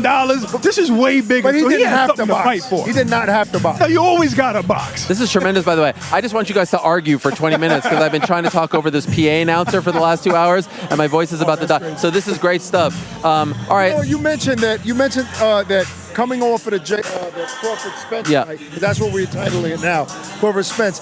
I know people are going to try to find something negative, but why not use that as motivation? Like, it was such a great boxing event. Let's not really nitpick about, Jake and Nate. Like, let's keep rolling.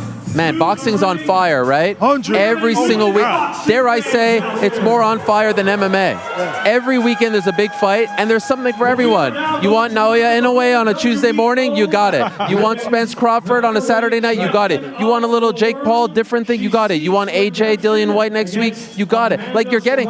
You want Katie Taylor? We just found out today we're getting it. Like, big fights are being made. Undisputed fights are being made. Unification bouts are being made. You guys have been watching this sport for years, decades.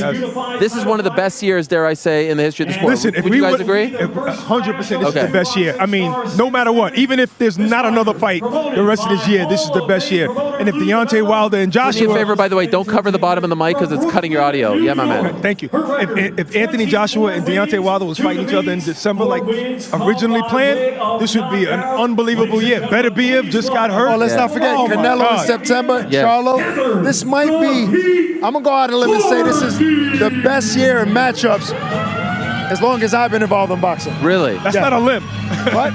That's obvious. I mean, That's not a look, limb, bro. well, it's amazing because when Jake first came into boxing, he was like, I'm going to save the sport. I'm going to infuse it with some life. Like, that's not a thing. You don't. There's no life that needs to be infused anymore, right? No. It's full of life. Yes, it's full of life. It's not as fragmented. Right. Networks are working together. As we say hello to Heather Hardy, the New York legend, right? I know you guys are proud New Yorkers as well. She's got a tough test on her hands on Saturday, going up against Amanda Serrano, a rematch of a fight that happened back in 2019. Now for undisputed gold at featherweight. Back then, she had one title, and Amanda beat her to get that title. Now, of course, Amanda is the undisputed champion in 7 different weight classes. Unbelievable. I was talking with our boy Ade before. To me, my dream fight for Amanda Serrano. We did this thing. We said dream fight, and we said 3, 2, 1. Let's all okay, do it together. 3, 2, 1. Alicia Baumgartner. There it is. Yeah. Even We're more all on the so. same accord. Even more so than the Katie Taylor rematch, right? I mean, look, that Katie Taylor, Amanda Serrano fight in the Garden, I think you were there. Yeah, I was. You were there. Yeah. I know you were spending time with Amanda in the Garden. That was special. That was a special event. So there's no way I would say I don't want to see that fight again. But in terms of matchup, because it's closer to her weight class and how hard Amanda hits and how skillful Baumgartner is, that would be my next best fight. Yeah, and be careful. They're telling me about the bottom of the microphone. Just hold it here so you guys don't have your mics cut out. What you say, that's a dream fight. You know, I don't think that's something that they're gonna do next. If you just look at the pattern of Jordan, her manager, Serrano, he likes to build fights because he could have took the Katie Taylor fight a long time ago for a fraction of what she made. But he wanted to build it and wait for the right time. I don't think it's the right time for the Baumgartner. Really? Why not? Why not? Because there's something in the wings that everybody wants more. Right. And that's a rematch. Amanda, you even want that more. No, I'm sure. Alicia Baumgartner has proven herself to be one of the pound-for-pound best fighters in the world. She's undisputed. Amanda's been in the sport for so long. She's accomplished so much. What is she going to be waiting for? So I'm going to show you. I mean, if the Katie Taylor's fight doesn't happen, this is the next best fight. If she wants Well, what did I just say? I said Katie Taylor wait, first. though. You said I wait. said Katie Taylor first. That's the Okay, but here's unfinished my. business. Okay, so let me ask you this. I'm an unabashed Katie Taylor fan. She's one of my favorite athletes in the world, regardless of sport. Yes. I'm very worried going into November 25th. I don't love that matchup for her. I didn't like it the first time. Right. I didn't understand why they had to even make it. I would have done Katie Taylor versus a broomstick at the 3 Arena. We were there, like, that place just wanted to see her win. They just wanted to celebrate But her. it's going to be at a lower weight classes that Katie, Man. the weight class that Katie's more comfortable with at 135. I don't like the fight either, Cameron's but Katie's that type of savage and warrior that she wants to prove. I'm not saying she's going to lose. I'm just worried. As a fan, I'm worried. Right. So here's my question. If she loses the rematch, if Katie loses, is the Serrano fight gone? That's a great question. I guess so, because it's at 135. And Serrano's not even 135 pounder, so I do think so. I mean, you do want vindication of your loss, and nothing gets you that unless you defeat that person. So maybe there's it's about money. So in the meantime, you don't want to see Amanda Serrano. Is it because you're worried that Alicia Baumgartner can beat Serrano, and that would also hurt the Katie Taylor fight? I want the moment. That was the best event in my life, seeing Serrano fight that night in Madison Square Garden fight Katie Taylor. I want that again. That's it. Yeah, we I all want do. that moment. Yeah. That's Baumgartner. Even though she's accomplished a lot more than Boots Ennis, but she's like that Boots Ennis, like that young upcoming person who's killing everybody. Right. But there's 2 stars. Like there was Bud Crawford. Hold on. And Spence. She's 2 stars. She's undisputed though. I said she's I know, but so you more can't than compare her Boots. to Boots Ennis. My Can't God, do what's it. wrong with you? Can't do it. Can't compare. Let me ask you guys this. Who does Amanda have a better chance beating? She has to move up to fight both. Would it be Baumgartner at 130 or Katie at 135? Who is she a better chance? Because obviously you could say Katie's a little more accomplished than Alicia, right? Alicia younger. I would say, honestly, I think she has a better because the Katie Taylor fight was very close. Right. Some people even felt she won that fight. Yeah. Katie was just in a war, is about to be in another one. I think the better fight financially and the better fight, the easier fight to win. Not to say it'll be easier than Baumgartner will be Katie Taylor. You agree? 100%. I mean, you never know until you get into the ring. I mean, we thought Spence Crawford was going to be a tough fight. So you never really know, but that makes sense. Okay, let's focus on Jake Paul, Nathan Diaz now.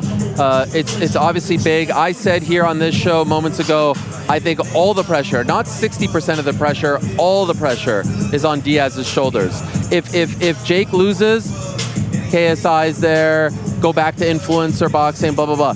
If Nate loses, Nate wants to go back to the UFC. Nate is thinking about a Conor fight, maybe a Dustin Poirier fight, or, hey, I can prove to you all that I can box. Let me start to try to get the Canelo fight. I know you guys will laugh at all of that, but that's in his mind a dream. Right. If he loses to Jake Paul, none of that happens, right? I mean, yes and no, because I do think that how you lose also plays a part. If this is an entertaining, competitive fight, I think people still want to see Nate in the UFC. Remember, this is a boxing ring. Right. And you're fighting a guy that's been taking boxing for the last 4 or 5 years, super serious. But if he gets washed and knocked out, yeah, we can have that conversation then. But it's all on how he loses. What do you think? I think that Nate, in his mind, he's not coming off of a loss on the UFC and say, this is all I have left. He's coming off of a win. Yeah. And you can always say, boxing is just not my thing. I'm in the octagon. I'm a Brazilian jiu-jitsu practitioner. This is my thing. He always can fall back on that one. And I think they'll still want to see him in the UFC. I mean, he's Nate Diaz. Yeah. Come on. All right. Like you call him, Nathan Diaz. Nathan Diaz, that's my guy. Why do you call him Nathan Diaz? Because it's a inner circle thing. Oh, okay. You know what I mean? Oh, we're not allowed to do that. But when Jake says it, it's more like dissing him. Like, your name is Nathan. Well, that I think might be a diss. But for me, it's like an inner circle thing. And who put you in that inner circle? Nathan did. Oh, no. I might have walked in and he opened the door and he was like, you could stay for a while. You could stay for a while. You know, we could hang out. We could chill out. We can't call him Nathan. We're not there. What do you guys think about what you've seen? And I can't wait to see him up there because there's been a lot of criticism of the way he hits mitts and his style. A lot of people not giving, like when I had Eddie Hearn on my show, he was like, my God, this guy is not going to look good in there against Jake Paul. Do you feel the same about what you've seen? I mean, a lot of guys don't look good on pads, but in a fight, because they're in a boxing ring, but it's a fight, right? We know Nathan can fight. You know that. I mean, we had greats like Andre Ward said, I had tough sparring sessions with him. Granted, that was a long time ago, so it's not the same Nate Diaz, but I know Nate is going to fight in there against Jake. I'm not going to base it on the mitts, but he doesn't look better than Jake on the mitts. Interesting. I don't know, because maybe that's for show. Who knows? True. Maybe that's for show. I remember they had a workout and Jake Paul went in and did the workout all left-handed. And nobody caught that but me. I'm like, oh, I see what he's doing. That's before he fought on Tyron Woodley. Yep. So he doesn't want to show you what he has.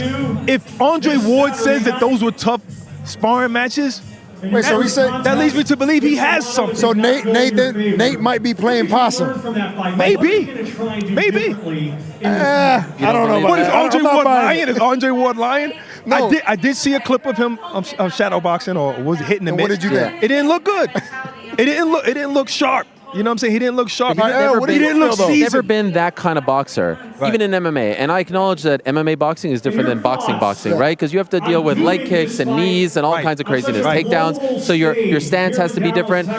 That being said, he could suffocate you. His volume is his greatest asset. And so I wonder, he's got amazing cardio. Condition is ridiculous. Yes, I don't like for Jake that it's a 10-round fight as opposed to an 8-round fight. I think that favors Nate. I think it favors Jake that it's at 85. Nate has never fought above 170. Right. So he's going to be a bigger boy out there, and that's just more of a natural weight class. But here's the thing that Jake has never faced. He's never faced a volume puncher. He's never faced someone who's just going to throw the kitchen sink. Doesn't really care so much about accuracy and precision. Look at the amount of punches that Woodley threw. Look at the punches that Anderson threw. Some of those rounds were like less than 10 punches a round. Yeah, but you know what I mean? Yeah, but So that he's just gonna puts suffocate him. That puts you more at risk to get hit with a big shot. Sure. But when you're a volume puncher, you're thinking less defense and more offense. So that's going to give Jake more opportunities. And I'll ask you, Ariel, you've been covering Nathan his whole career. I mean, in terms of how he looks in the gym throwing punches, compare that to 10 years ago.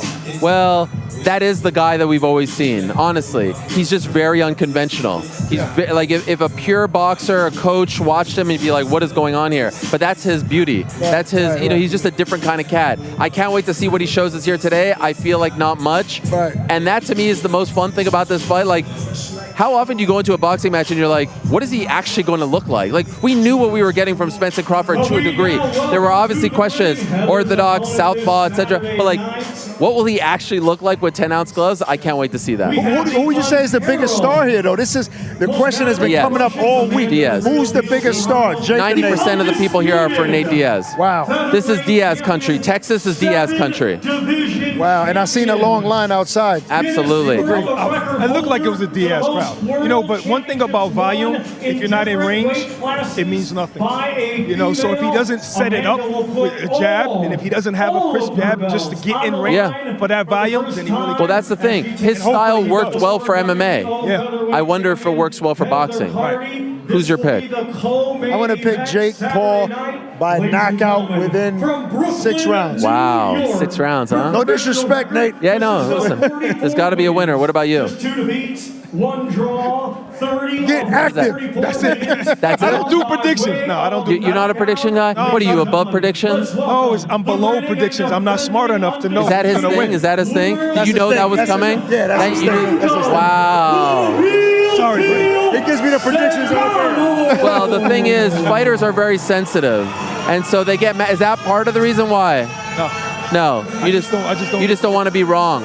No, it's not that. I just don't want to do predictions. How do I know who's gonna win? That's our girl, Amanda. Your opinion. Look at Amanda Serrano. Amanda Serrano saved you right now because I was going to force that prediction out of you, my man. Amanda Serrano. No, but I am friends with a lot of fighters. I get it. I get it. The pride of Puerto Rico. Yes, the pride of New York. Shout out. Massive fight for her. Undisputed gold at 126 on the line. Is she rocking the Jordans? Look how comfortable she is. Yeah. It doesn't look like she is, but she's got a huge fight coming up on Saturday. Once again, her decision to team up with MVP and Jake Paul has proved to be massive for her career. Like where she was at before Jake came along in Nikisa Badarian and where she's at now, it's unbelievable. I saw her at a WWE event in Puerto Rico in May, and they treated her like a massive star. She's a if she mega could star. fight in Puerto Rico next, maybe against Alicia Baumgartner, that would be wow. I mean, what has happened with her career is one of the reasons why I love Jake so much, because I know the hard work she's put in for so many years, getting paid very little money, being the most accomplished female fighter ever in history. I mean, think about it. Only Manny Pacquiao has won more divisions than she has. So for Jake to change her life like that, he's always going to have my respect. And I'm not even sure about that Manny Pacquiao. I don't know if there was real titles. 8 different divisions. Some of them might have been the IBO. Right. Maybe she's beaten even Manny Pacquiao. We'll look into that. Where do you have her in the pound-for-pound rankings? She's top 3. Top 3. No matter Clarissa number 1? 100%. Who's number 2? I hate to say it, but maybe Cameron. Yeah. Why do you hate to say that? She deserves it. I just love Katie. I do too. I thought Katie was number 1 this whole time. Right. But then once she lost, you had to give it to Clarissa, You know right? what it is, though? Is that Clarissa Shields didn't have no close fights. So to be that dominant, I couldn't give it to Katie, even though Katie beat Serrano, and some people thought that fight was Right. could have went the other way. That is true. Yeah. By the way, as far as the men pound for pound, do we agree? Crawford, Inoue, 1 and 2? Crawford was number 1 before this fight to us. Okay. He was number 1. I would say Inoue. It's safe to say Inoue, Canelo at number 3. Canelo at number 3. And I think if Canelo beats Charlo, I think he goes back to number 2 over Inoue. Really? I think that the pound-for-pound list has never been like this, where it's interchangeable so easily. Like a couple of fights can change at least the top 5 on that list. I wouldn't move Canelo for that particular fight. You know why? I would, because Canelo's the bigger guy, even though he's not really bigger, but he's been fighting at a bigger weight class. Nah, I don't in a way, care. moved up to fight Steve. But wait a second. Doesn't the loss to Bivol mean something? That's gotta, like, how can you have Canelo over Bivol? Well, because of what he's done throughout his career, and the fact that Bivol is fighting a guy that's now don't get me wrong, I thought it was a phenomenal performance by Bivol. I'm not taking the win away, but that's one big win. Right. Opposed to Canelo's tons of big wins, so I can't drop him down. Bivol is my number 5. I got Bivol over Usyk. Interesting. Yeah. Wow. This is probably the only time where a fighter lost to another fighter and he's higher on the pound-for-pound list, because that's not his weight class. He was daring to be great. That didn't subtract all of the greatness that Canelo did. He was number 1 before that fight. You understand what I'm saying? So even Bivol was like, beating Canelo was great, and especially financially, but it didn't mean something in the 175-pound division because he's too small. Right. Will Crawford-Spence fight again? If they do, it'll be at 154. I'm not sure if that fight happens again. I know for Bud Crawford, he has one thing and one thing only on his mind, is to be undisputed at 154. So even if he has to wait for after Canelo, Jermell Charlo, for him to come back down and defend his title, win, lose, or draw against Canelo, that's what's on his mind, and he wants to sell off. Is he big enough for 154? Who, Bud Crawford? Yeah. Absolutely. He's strong enough, obviously. Yeah. He showed that. He fought a guy that blows up to 160, 170 in Errol Spence. So I love the Jermell Charlo versus Bud Crawford. He is big and more and skilled and strong enough for 154. If you are managing Errol Spence right now, are you telling him don't take that rematch next? Wow, that's a good question. I didn't know you was going to ask me that. It really depends on how he feels mentally. Your fighter has to tell themselves, why did I lose? And if you could tell yourself, okay, I had an off night, then yeah, let's take this at 154. You know you're going to have more confidence because you're going to feel like I'm going to be stronger at 154 anyway. So it depends on his mentality. If his mentality is saying, I just had an off night, it's not that he's so much better than me, then yes. Wait, but you got to save a fighter from himself. Just because he says I had an off night, let's really take a look at this fight. No, but was it an off night, or was just Bud that much better? He would really know. We can't make that assumption. I don't He would agree really with know. that. Fighters think that they're good when they're hurt in a fight, and they don't want the ref to stop it. So you're going to listen to the fighter? That's way different. That's way different. Because when they go home, they know in themselves, damn, he was much better than me. That ref saved me. Yeah. They know. But in the moment, you want to die on your shield. I think Errol is a phenomenal fighter. His pride will tell him I had an off night, but skill for skill, I think it's a tough fight for him. For one, I don't ever want to see Errol at 147 again. He's been at that weight class way too long. Barak, you brought up a great scenario. Skip 154, go up to 160. He's big enough but he for that asked weight the class. question, would I tell him? And it depends on his mindset. I will tell him no, Bud Crawford, let's go up. I love this. I want you guys to argue all the time. Also, can I make a suggestion? I want you guys in the same room. What do you mean? When you do your show, no Zoom no more? Yeah, no more Zoom. Or talk to DAZN. So you don't want me waking up out of my bed, just rolling over half butt naked, half butt naked. Nick, Chris, the whole crew, Joe. Let's get these guys a nice studio. No, they're going to have to pay a little extra for that. Oh, yeah, whatever. I mean, I'm not going to get involved with all that. Let's get these guys a nice studio. I want more arguing like this. It's a different type of vibe when you're in front of each other, right? Yeah, it's all fake anyway. Man, don't tell me that. This was a lot of fun, guys. Thank you so much. Thanks for having us, Ariel. These guys are legends. They do tremendous work on the DAZN Boxing Show. I catch it all the time. Great interviews. I love your interviews with Eddie Hearn in particular. On Mondays, you have him. I watch it all. Keep up the great work. And I'm looking forward to working with you guys throughout the week as well. Likewise. There they are. You guys could just drop it here. We have nothing to show. It's a very bare bones. No, nothing. Nothing. It's a very bare bones. You don't see it sneaking. Yeah, they're just sneaking away. Actually, we do have something to throw to. There is a pay-per-view out right now, a documentary on the pay-per-view, from DAZN on their YouTube channel regarding Nate versus Jake. This is the longer promo, guys. Documentary on the pay-per-view, sort of like a countdown show, if you will. Here's a teaser of that documentary.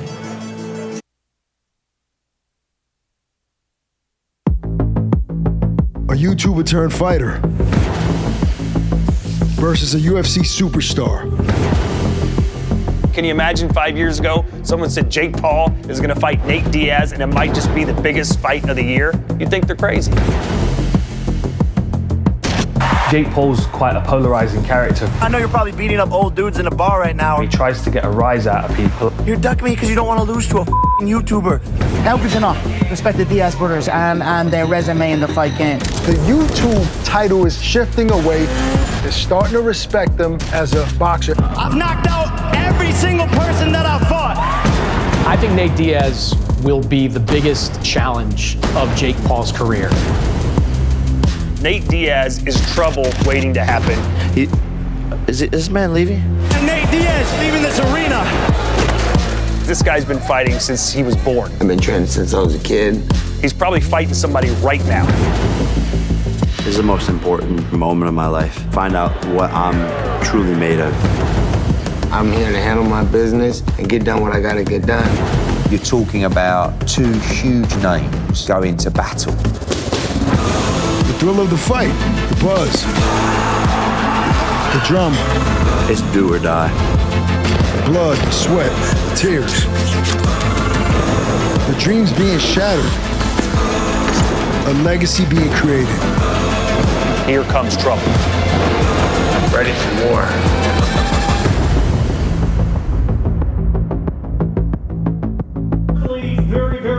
All right, so there it is. You can watch that on the DAZN YouTube channel.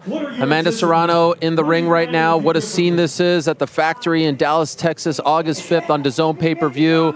Jake Paul versus Nathan Diaz and the co-feature fight. And look at all these people, this crowd on hand. The co-feature fight is a rematch of a fight that happened back in 2019. It's Amanda Serrano defending her undisputed gold at 126 pounds at featherweight against the legend, the pride of New York, the one and only, the sometime MMA fighter, all-the-time boxer, our old friend Heather Hardy. Hello, Heather. How are you? Thanks for having me. Great to see you again. I like the jersey, too. Thanks. You got to represent New York. Represent my hood, yeah. I love it. I love it. What a great scene this is, right? For an open workout. All these people, like, there's an actual, like, a ramp and music. It's not usually like this, right? I know, like fancy. So, how did this all come about, the rematch? Did you get the call? Did you ask for it? How did it all come about? I changed teams about a year ago and started training with my papa, and he passed away on January the 3rd. And I had this moment, am I going to retire or not? And the day before he died, he left me in charge of my new coaches. He left me in the will to them and said, take care of Heather. Make sure she boxes. Make sure she sticks with this. This is her world title year. Wow. So I did a small fight in New York City, and I said, okay. And then I had Ring Magazine publish an article, said Heather Hardy wants the champions, and Amanda called me right away. No way. Yeah. Did you think it would go down like that? I didn't know. I knew somebody would want an opponent, right? 126, 130, 135. Somebody would be like, I'll fight the old lady. And Amanda said yes, so I was like, oh, I gotta go on a big diet. Yeah, how could I ask? Like, how much did you have to lose? 25 pounds. Was it hard? Yes. Is it troublesome this week? Are you worried? Of course. I'm not worried. I have a lot of work to do. Okay. Is that typical for you? Yeah, it was even more typical because I was like 150 when I took the fight. But 126 for a 40-year-old lady is kind of hard. So. Yes, much respect. I went to church a lot. Okay. Obviously, you fought her back in 2019. Is she a much better fighter, in your opinion, since when you fought her 4 years ago? I mean, Amanda has been great for so many years. She's just now been introduced to the world, her greatness, right? Amanda was great when I fought her, and now she's even better with the experience. I have to be greater. That was the thing. I went into my last fight with my coaches saying, don't let her hit you, don't let her hit you, don't get knocked out. And half my team told me every day I would lose, and it just why? Because she was so good, and the coach just didn't think I had it in me. And when I changed teams, we took a totally different approach to my life and to boxing. So I'm really grateful and excited. Well, I can't wait for it. By the way, I just wanted to mention that Chris Avila is about to walk down the ramp right now. He is the longtime friend and teammate of one Nathan Diaz. He is the man going up against Jeremy Stevens in that fight that we talked to Jeremy about. just a few moments ago, and Nate Diaz is going to be in the ring with him as well. They're going to be doing it together. Is this wild? Nate Diaz, you know who Nate Diaz is, right? I know. Isn't it crazy? I was like geeked out. I know. It's so crazy that he's actually finally having a boxing match. Could I ask about your particular fight? What did you learn in that first fight that you can't make the same mistake in this fight on Saturday? I didn't re-watch the fight until last month. Okay. So I couldn't bear to watch it just thinking of how I felt that night. But re-watching it, I was so mad at myself. I looked so scared. And I'm not a scary fighter, so that is gone. That is gone. You know who's never scared? That man. Yeah. Nathan Diaz, the pride of Stockton. Yes, you can't be scared out there. No. You're a legend, he's a legend. Right. You fight in MMA too. I did. Yes. And I got my nose kicked off my face. That's fine. That's fine. And I was fine. You went in there. Yeah. You got it done. Nate Diaz, the UFC legend, about to step in the ring as well, flanked by the great Richard Perez. He, of course, is going up against Jake Paul on Saturday. By the way, who do you like in that fight? I don't like to call fights, and everyone hates when I say that, but to say someone's going to win says who's going to lose, and it's just bad for the energy and men listening. So I don't do that stuff. I wish them both safe in and safe out. What are the chances Saturday's fight is your last? This is my last chapter, but this doesn't have to be the last page. Okay. So my body feels good. We're going to see what Saturday brings. I can't wait. A lot of people are counting you out. You know this. What do you say to those critics? Nothing, because I have so many people who believe in me, and those are the ones that I'm with. I love it. Well, good luck to you, Heather. I can't wait to see you back in there again. It's an honor, and I hope you're able to get it done and shock the world on Saturday night. I'm ready. All right, there she is, Heather Hardy. You could just lay it down. Yeah, thank you so much. You're a pro. The pride of New York, Heather Hardy, kind enough to join us. Let's take a look at what's going on in the ring, because everyone is so interested in what these two individuals are doing. Oh my gosh, look at that. Yo, what's happening, my friends? Guys, Nate Diaz is here. Nate Diaz is here.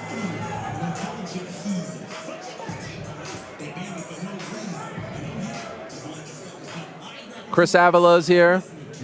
I just want to watch this. I think everyone wants to know what they're going to do. To me, this is must-see TV right here. Let's just keep it on these guys.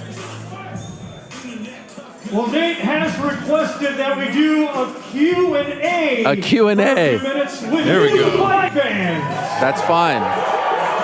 We'll take a look. So, we'll listen in. Who has a question for Nate? What is your question?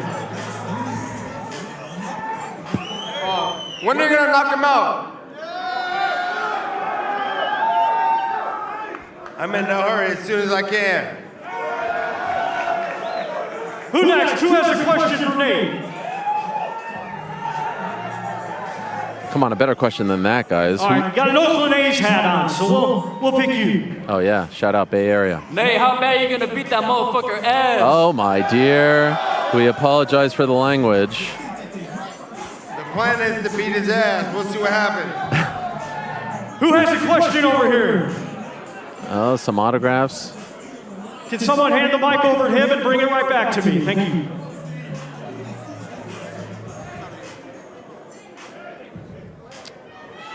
Nate. So, Nate, who do you plan to fight after this fight?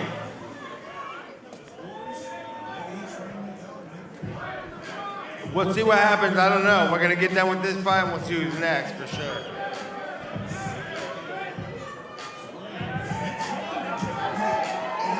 Just look at him. Yo, Nate. I mean, he's ready to go.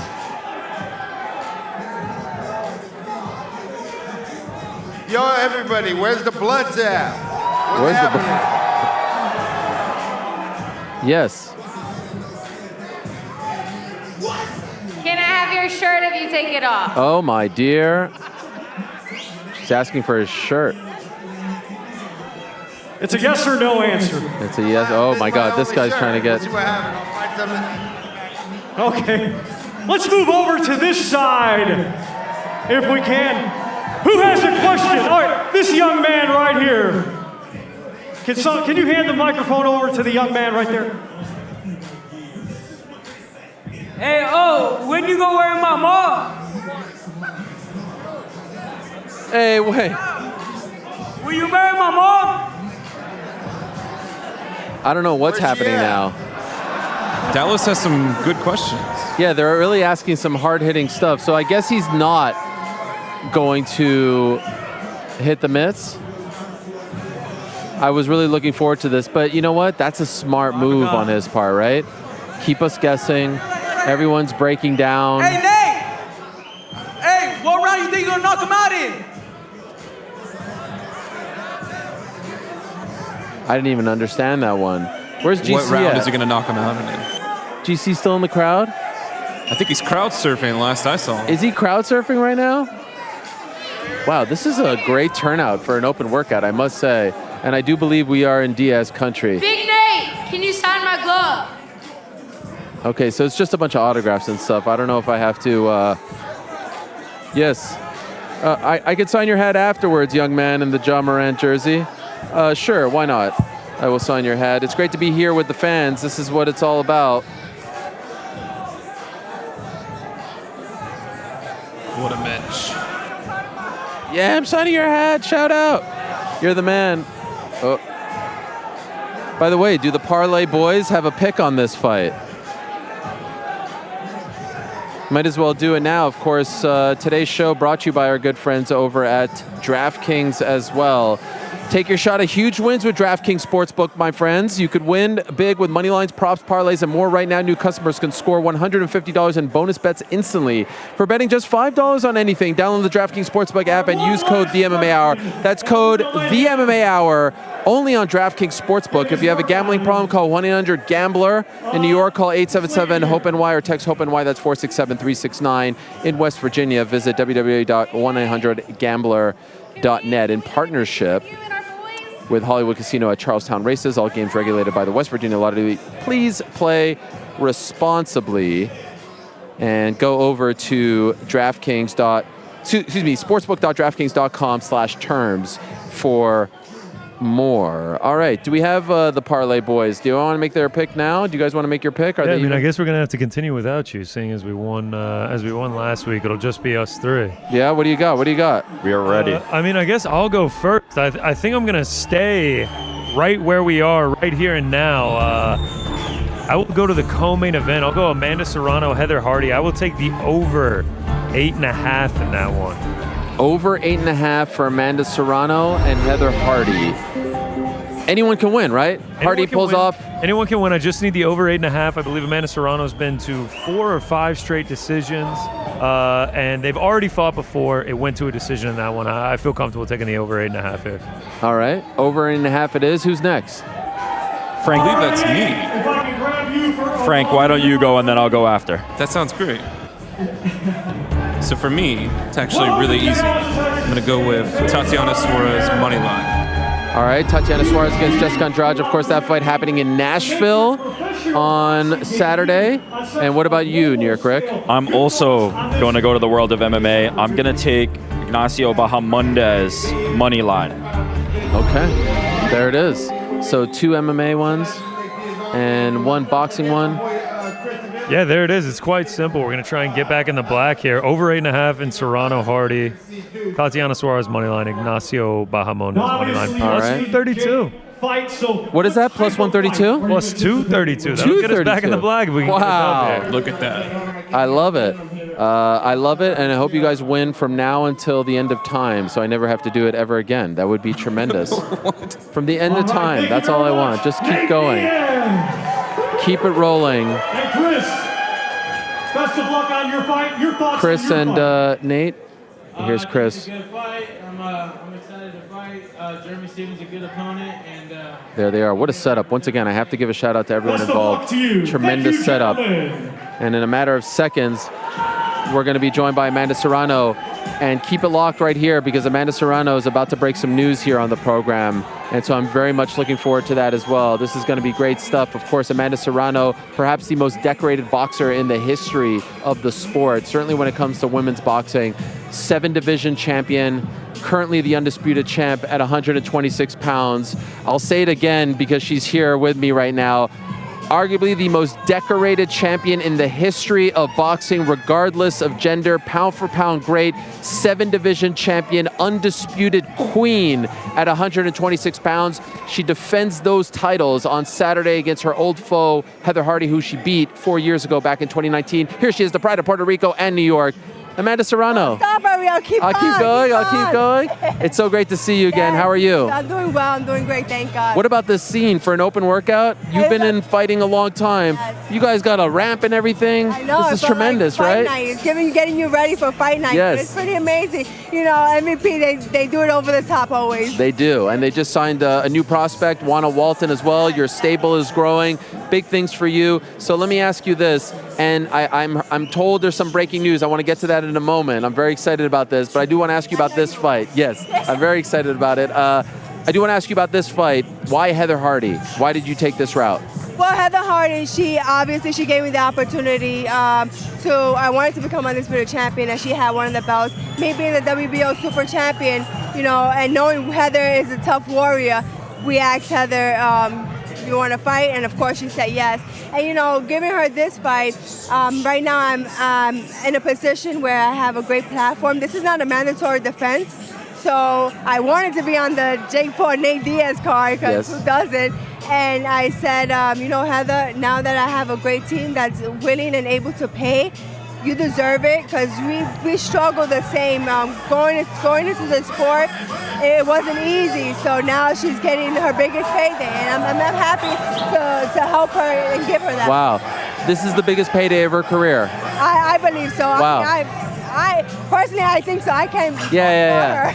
but she is an OG. You're an OG. Yeah. It's nice to see how far women's boxing has come. That you guys would be a co-feature on a card like this. That is tremendous. And let me ask you, because you are a big favorite going into this fight, and everyone's talking about how you're just going to steamroll right through her. I know you have a ton of respect for her, but does that ever kind of creep into your brain where you have to push it out and be like, no, she is a fighter. She could catch me. I can't overlook what she brings to the table. This is boxing. That's how upset happens when you're not concentrating on your opponent. You know, I always respect my opponents no matter who they are, and I just go out there and I train my hardest. I train, you know, everything's on the line. Those are my babies. I work super hard for those, and I'm not just gonna let anybody just run over and just take them from me. So, you know, I'm training hard. Even though I did beat her, I'm still training super hard. Right. I had a bunch of pundits up here with me, Ade Oladipo, Akim Barak, and we all were talking about you at length. And we both said, if we had a dream for you at some point, maybe end of the year, and we both, I said 3, 2, 1, let's see if we all think the same thing, opponent. And each one of us said Alicia Baumgartner.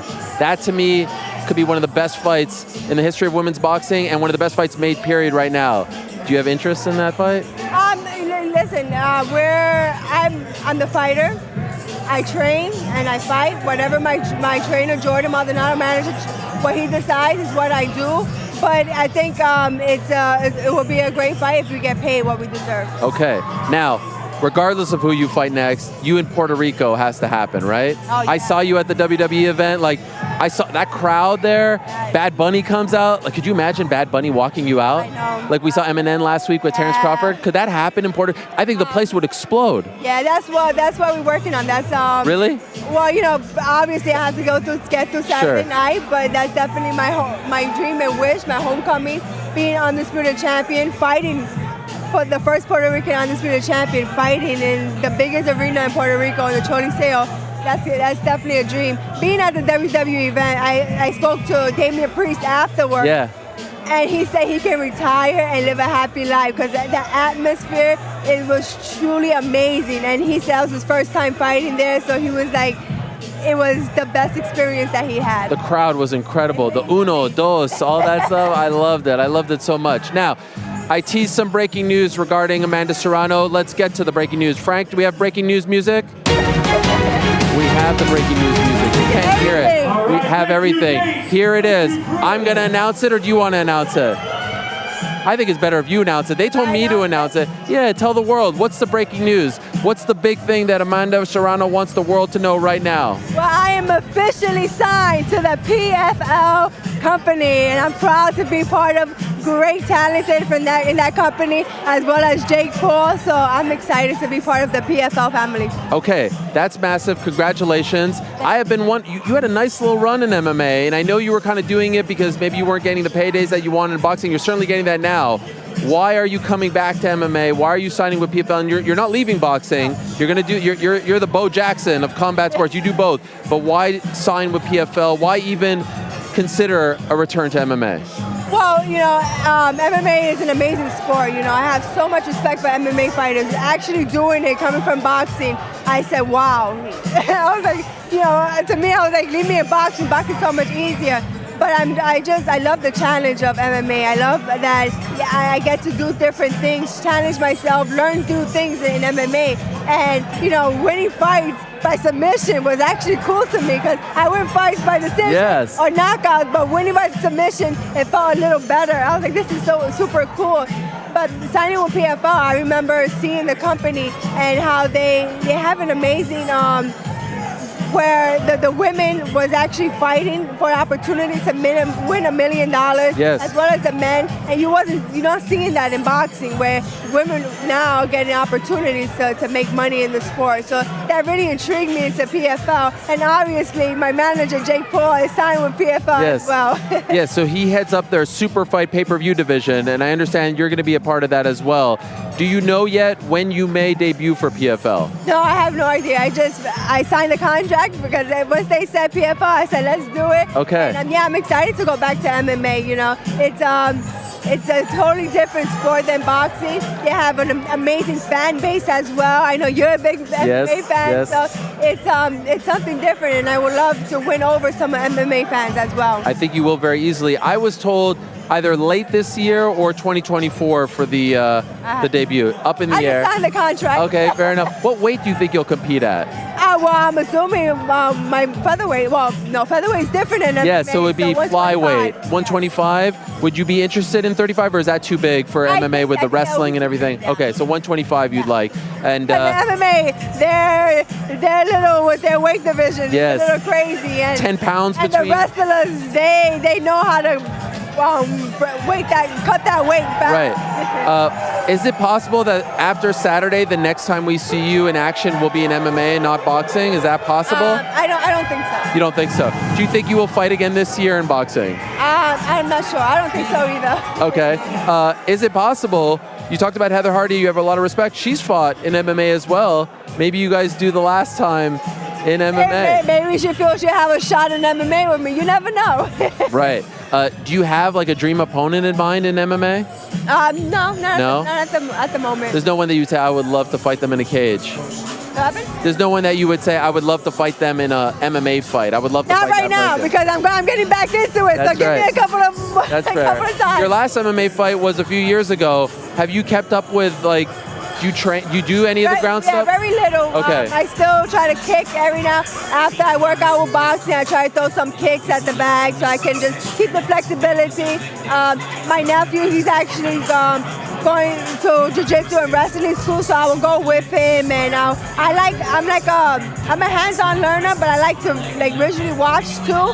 So I will watch him and I'll learn that way as well. Okay. And did you ultimately, was this something that you thought of, or did they come to you with the idea and say, are you interested? Did you have that itch to do this? Because things are going so well for you in boxing. It's almost like you don't really need to do MMA anymore. That's why I have a lot of respect for this decision. I've always said I want to be remembered, or I want to be known as a combat legend, a combat all-around athlete. So, it was always a dream when I started MMA to become an MMA champion and a boxing world champion. So anything that I put myself into, I want to be the best at, or trying to accomplish a goal. So I definitely would love to win a title in MMA. Wow. But I just want to be known as a... Yeah, you can have a run like Holly Holm had in MMA, right? She's a Hall of Fame boxer. You are going to be one, obviously, and she's now going to be a Hall of Famer in MMA because of what she did. Well, we'll save that talk for another day. For now, it's Saturday. It's Heather Hardy, August 5th on DAZN pay-per-view. Always a pleasure to see you, my friend. Thank you so much. Good luck to you. It's an honor to talk to you and to watch you. I can't wait to do it one more time on Saturday. All right, there she is, the real deal, Amanda Serrano. You can just put that down. Thank you so much, Amanda. Good luck to her. Obviously, a massive opportunity for her anytime she gets to compete on a Jake Paul card. They are very close, and I want to let you know that both Jake Paul and Nathan Diaz are still to come, so spread the word. It's prime time Helwani here, live from Dallas, Texas. I mean, what's better than this? 7 o'clock Eastern, 6 Central. Look at this scene at the factory in Dallas, Texas, site of the open workouts for this highly anticipated card tomorrow at about 2 Eastern, 1 Central. We have the press conference, which will be hosted and moderated by me, so I look forward to that. And then, of course, on Friday, after the ceremonial weigh-ins, we are going to do one more show. Yes, our 3rd show of the week. How about that? Our 3rd show of the week at about 6:30 Central, 7:30 Eastern, after the ceremonial weigh-in. So at that point, it will all be done. The hay will be in the barn, and we'll give you one more show. That's 3 shows in the span of 5 days. Oh, Ariel. Oh, you take too much time off. Oh. Now, Frank, tell me what's going on over here. There's quite some commotion. There's what? Quite some commotion over here. There's a commotion? Diaz is coming back into Video and Audio Village. Okay. Look over to your right. Your other right. Yeah, I mean, you guys decide whatever you want. I'm at your mercy. So you just tell me who's coming up when. I can't really decide. Here we go. Here's Nathan Diaz, the pride of Stockton, the pride of the 209, the legendary MMA fighter, the future UFC Hall of Famer, coming off that big win over Tony Ferguson. Here's my guy, Nathan, my man. Yeah, you could throw that gum, no problem. How are you, my man? Great to see you. Thank you so much. Appreciate it. Please have a seat. Hello, this is cool, right? How about? Yeah, you could take that too. Give it to the people. If you don't mind just grabbing the mic over there. What's up, Nathan? This is fun. We don't get to do this often. That's cool. Isn't this a cool scene for the open workout? Cool. Look at all these people. Someone asked me, like, who's the big star here? I said, this is Diaz country. Texas is Diaz country. Yeah.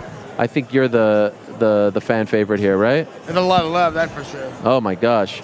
Well, this has been great.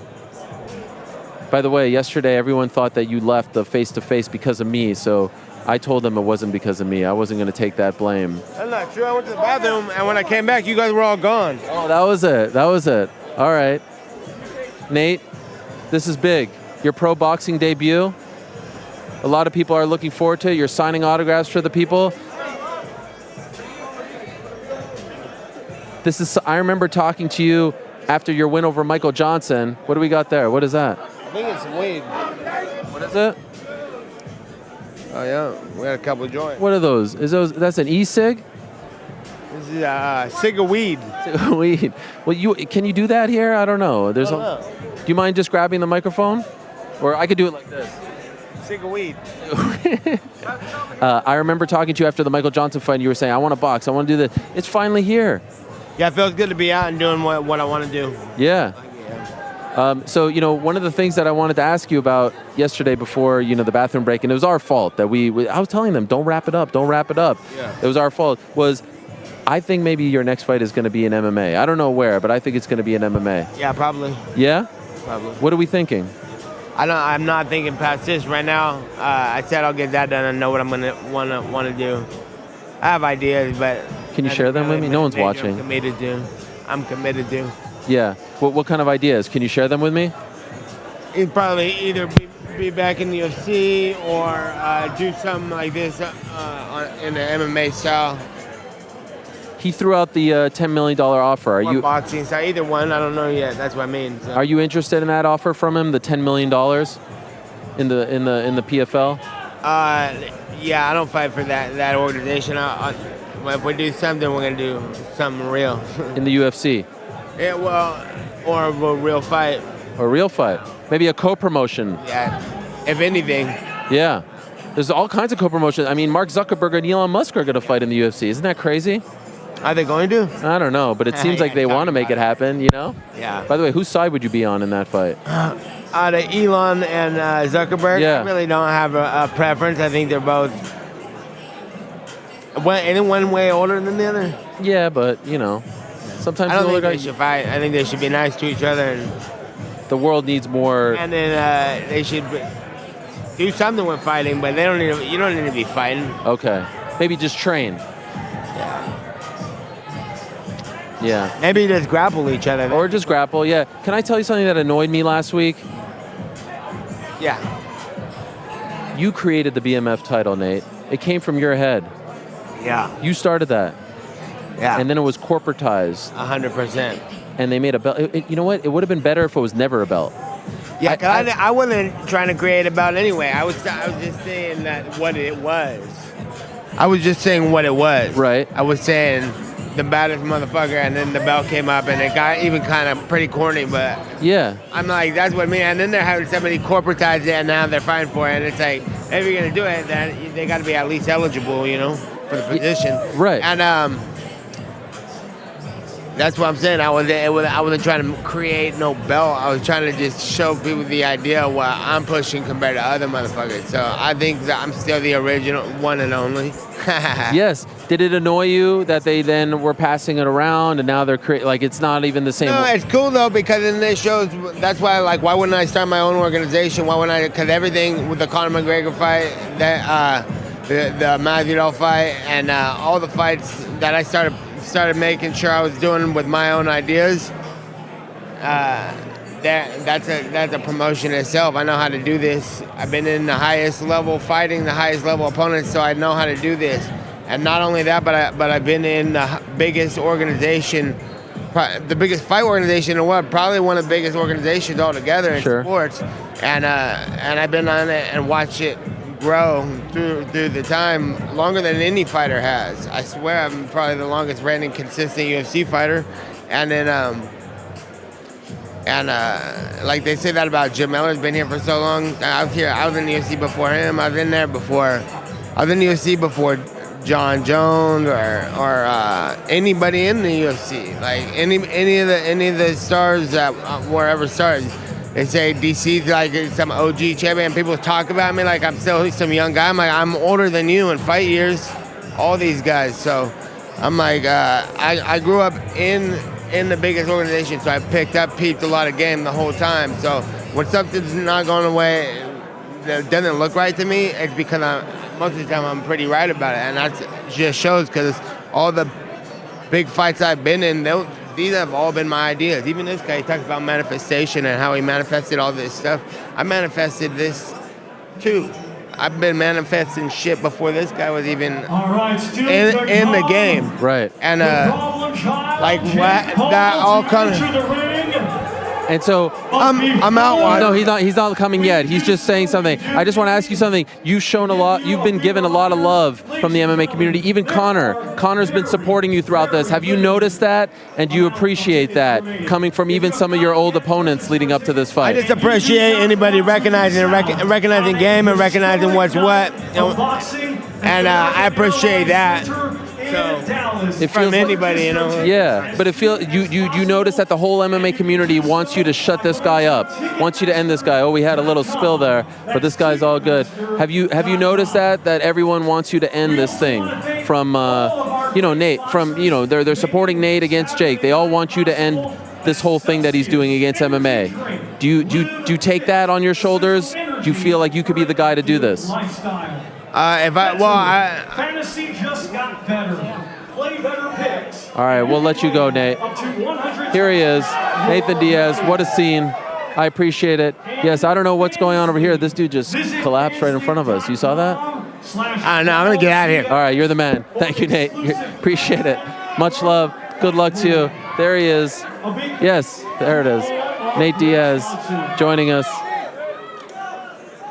The crowd is all here. Everyone's all here. And in a matter of moments, we're going to be joined by Jake Paul. It's tough to hear everything.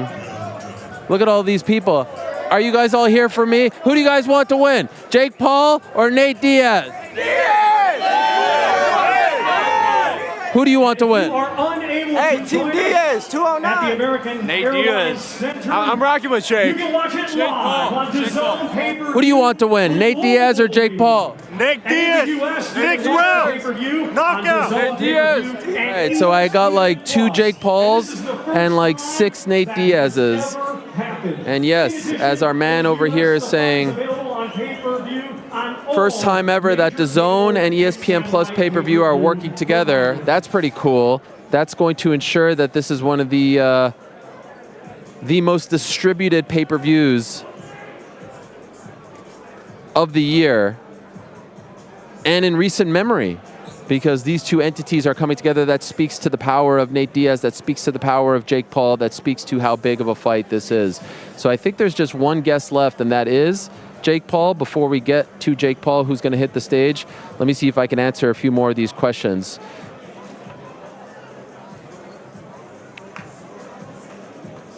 By the way, shout out to that one guy who showed up with the Helwani, aka Helwani shirt. Who already has their tickets? I'm trying to find the questions here. Some of these are long. Who's going to be at home on the Lazy Boy? Mr. Helwani, it was so great watching you do the things you're best at last Saturday. I can't imagine how you must have felt and probably still feel from that experience. My question is, after less than 1 week from last Saturday, how does Paul Diaz feel in comparison? How's the hype leading up to feel? What are the differences in your overall feeling as we're about to see yet another one of our most beloved MMA fighters go up against the problem child? As always, the Booth Boys' input is appreciated. Thanks again for all you do for us combat sports fans. It's great. I'm excited, and part of the reason why I'm excited is because the likes of Chris Avila are here with us as well. My man Chris, how are you? Big fight for him.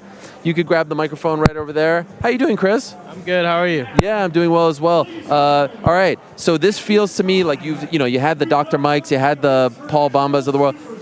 This dude is cut from your same cloth, right, Jeremy Stephens? In fact, he told me that he's trained with you. Do you remember that in San Diego? He didn't train with me specifically. He sparred a couple of our guys. Okay. But I was there. I didn't train with him. Okay. Do you have respect for Jeremy as a fighter? 100%. Yeah. He had a good career in UFC. He has a lot of knockouts. I have a bunch of respect for him. Do you think that this will be your toughest boxing opponent to date? I'd say so. Yeah, 100%.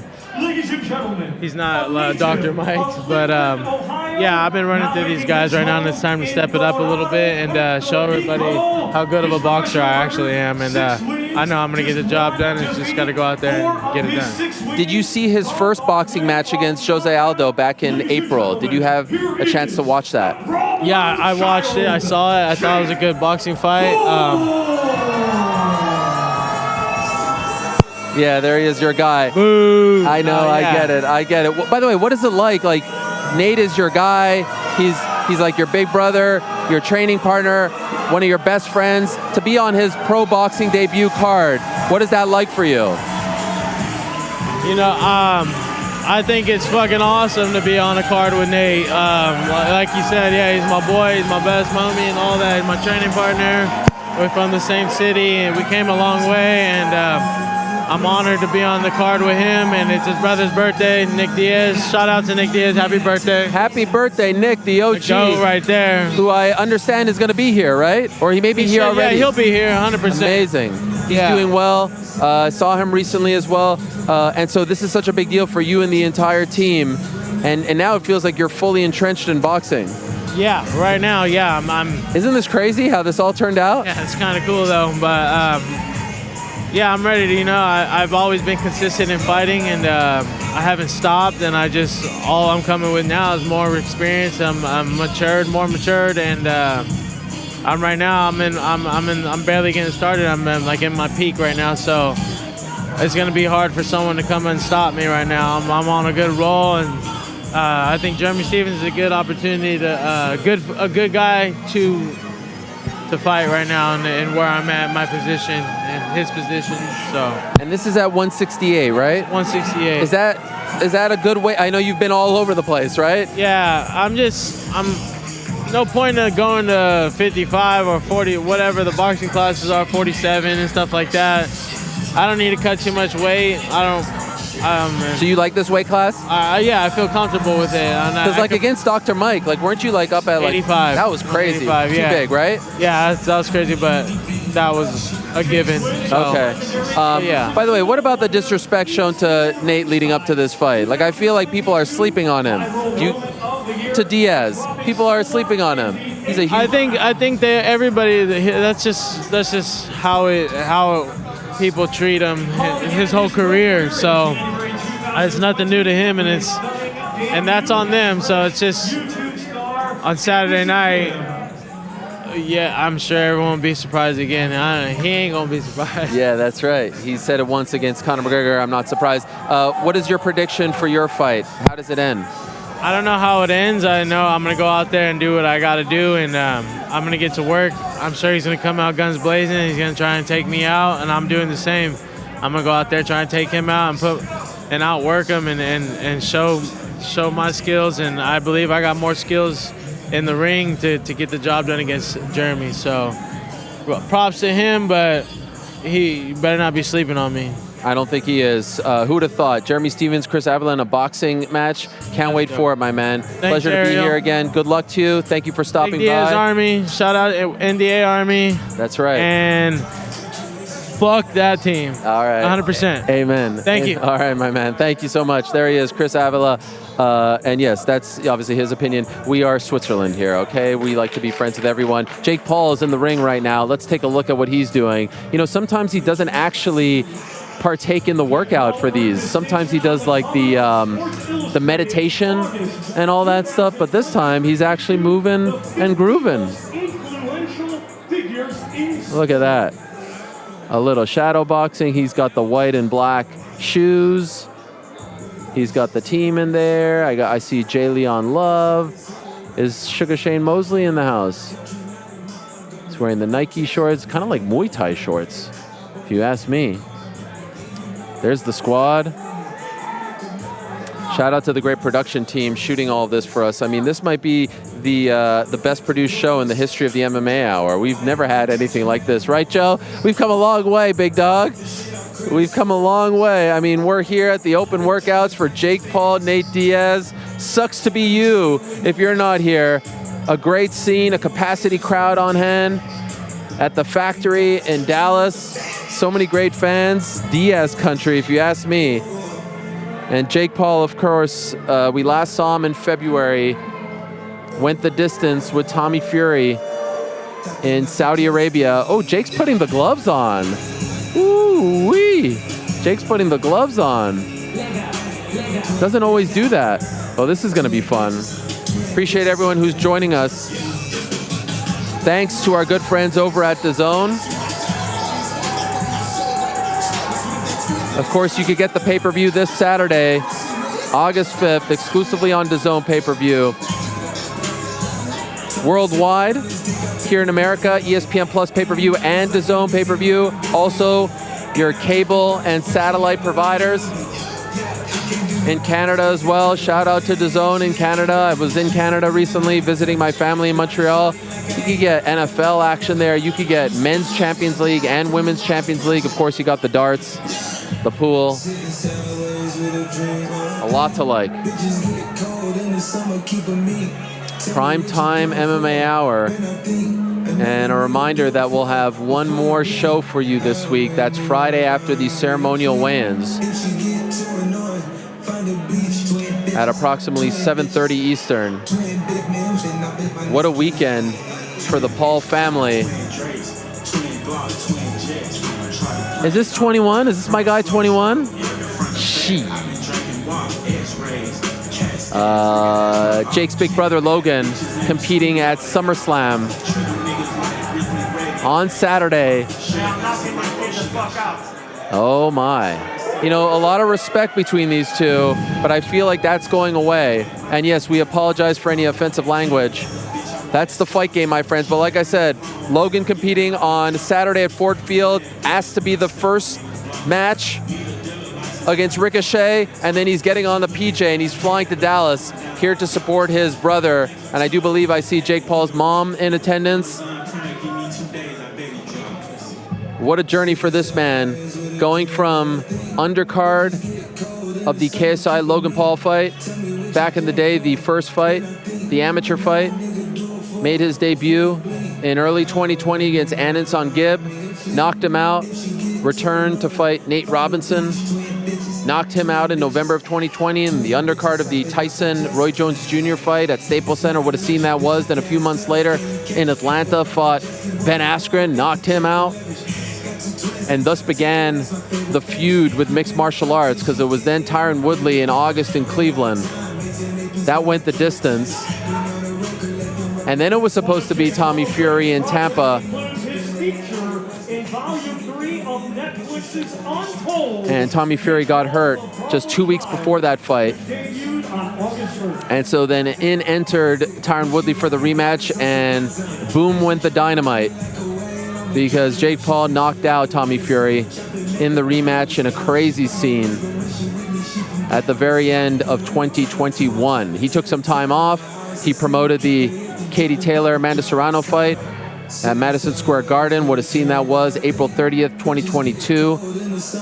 Smashed records for DAZN. It was an honor to be there, to do the face-to-face between those two legends. And then he went back to work. Fought Anderson Silva in October in Glendale, Arizona. Dropped Anderson Silva. That was the fight where everyone thought, all right, the charade ends. The feud ends. The charade ends. The journey ends. He ain't gonna be Anderson. Remember? Jake? Well, he showed up.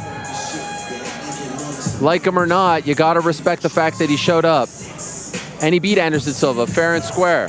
And then he went right back in. I thought from Anderson he was going to go to Nate, but there was a big offer on the table to fight Tommy Fury in Saudi Arabia, and he took that offer, and thus the match that everyone was asking for, or at least the stakes that people were asking for, someone his age and an actual pro boxer, that was it.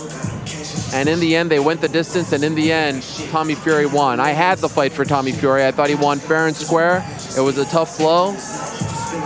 And so then we wondered, I remembered on the Monday, would he fight again? Would he just go back to influencer boxing? Would it be KSI? Is the Nate fight dead? Is it now Logan versus Nate? What would happen? A couple months later, we found out in mid-April, right after that UFC Miami card, we found out that it's going to be Diaz versus Paul. And like I said, dating back to the press conference in Dallas, a lot of respect between them two.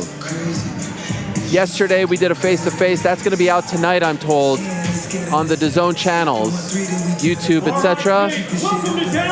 A lot of respect. I feel like the respect is coming to an end now. That's the sense that I'm getting. Let's take a listen to what Jake Paul has to say.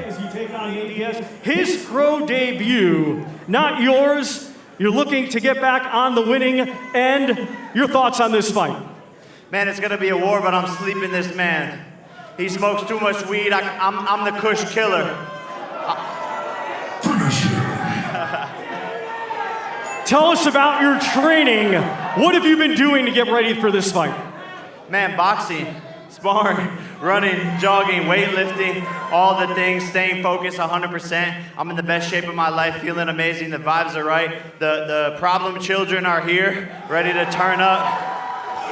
And we're gonna Frank, put this you're gonna let man him talk to you about that, like that. Wow. Problem I know, child. right? So you're looking for the knockout. You don't want it to go to the scorecards. He can't hang in with me. I'm too sharp of a boxer, too skilled, too much power, and that's just the way it's gonna go. All right, any final words you would like to say today to all these great fans here in Dallas and those watching globally? Texas, thank y'all for coming out. They say everything's bigger in Texas. And yes, sir. Yes, sir. Yes, Did sir. they say that, Frank? Is Yes, that sir. true? That is an undeniable fact. All right, ladies and gentlemen, let's hear it for the problem child, Jake Paul. All right, there you have it.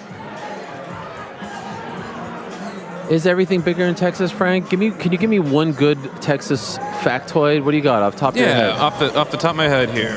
Okay. Did you know that Yes. Ozzy Osbourne was banned from the state of Texas? Why is that? He urinated on a statue Oh my inside the Alamo Plaza in San Antonio. Wow. I did not know that. He apparently didn't know that it was the Alamo. You know, he's British. And then this happened, and he was asked never to come back, and they finally rescinded on that and come back. Okay, so the ban is not still in place. It's not still in place, but it was like the talk of the town in the 90s, early 2000s. You know, Ozzy Osbourne can't be here. Okay, what else you got for me? You know, did you ever see the movie RoboCop? Yes, I love RoboCop. All right, so OCP, the company that, you know, makes the robots, whatever, their headquarters is actually the Dallas City Hall. Dallas City Hall was made, and it looked so futuristic. They were like, we got to put it in the movie about robots. You got to have this futuristic building. Now, where are you from, Frank? I grew up in Houston. Okay. But now, I was born in Dallas. Does that mean that you have like a rivalry with Dallas? Like, is it like a, I don't know, like a Cincinnati Cleveland thing? No, it's always, you know, Dallas has a hockey team. Shout out, Stars. Yeah. And they were always a 3 to 4 hour drive away, so they feel like a sister city. Okay. Yes, I saw GC rocking the Stars shirt. I don't know if he got his camera back. It's quite the scene over there. Did he get his camera back, GC? No, still don't have the camera back. It looks like they're going to follow Jake here into... Oh, are you in the mosh pit over there? Oh, no, I see him rocking out. Where is it? Where is he? Where is he? No, I'm not in the mosh pit right now. Get in there. Get in there. I'm right by it. Throw some bows. Get in there. Say, excuse me, Mr. Paul, GC here for the MMA Hour. Come on. Let's see it. There's absolutely no way I'm getting in this, man. I mean, this guy is a superstar, dude. Yeah, Jake Paul is a superstar. Internationally known and respected. Get a word with Nikisa. I can't get an interview with Nikisa. You know which one Nikisa is, right? He's the one on the apron right over there. Yeah, of course. Great pink shirt he's rocking. Yeah, are you next to him? No. No? Nikisa, can we get a word? Oh. Hey, guys, who do you like, Jake Paul or Nate Diaz? Jake Paul. Nate Diaz. Diaz. All right, guys. Jake Paul, is he going to win? Yes or no? Oh, I got a yes, sir. Thank you. Very respectful. Nate Diaz, is he going to win? Yes or no?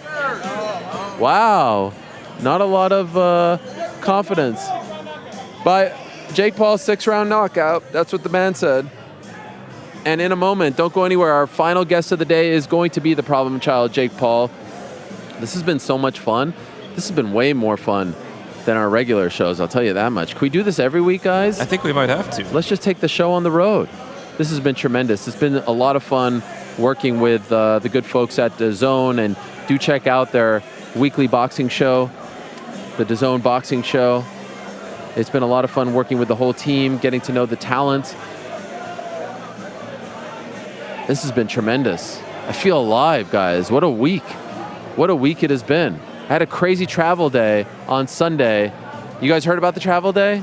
You guys familiar with the travel day, or do you need me to tell you about it? Enlighten us. No. We don't need to get into all of that again. But this has been tremendous, and I can't wait for tomorrow. Tomorrow we have the press conference. Friday we have the ceremonial weigh-ins, and then our last show of the week following the ceremonial weigh-ins. And then Saturday I'll be involved in the broadcast as well. I can't wait. Todd Grisham will be there. Alicia Baumgartner will be there. Sean Porter will be there. Dan Hardy will be there. Ade will be there.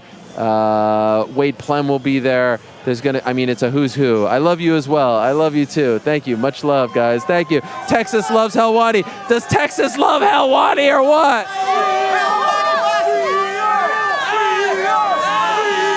CEO.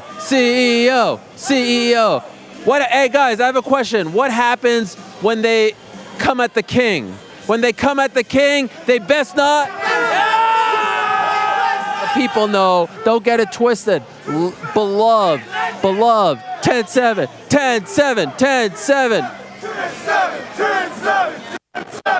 The love. Thank you guys. Oh my God. You can't see the throngs of people here. Helwani Boxing shout out here. 10-7's, CEO this, Chang's that.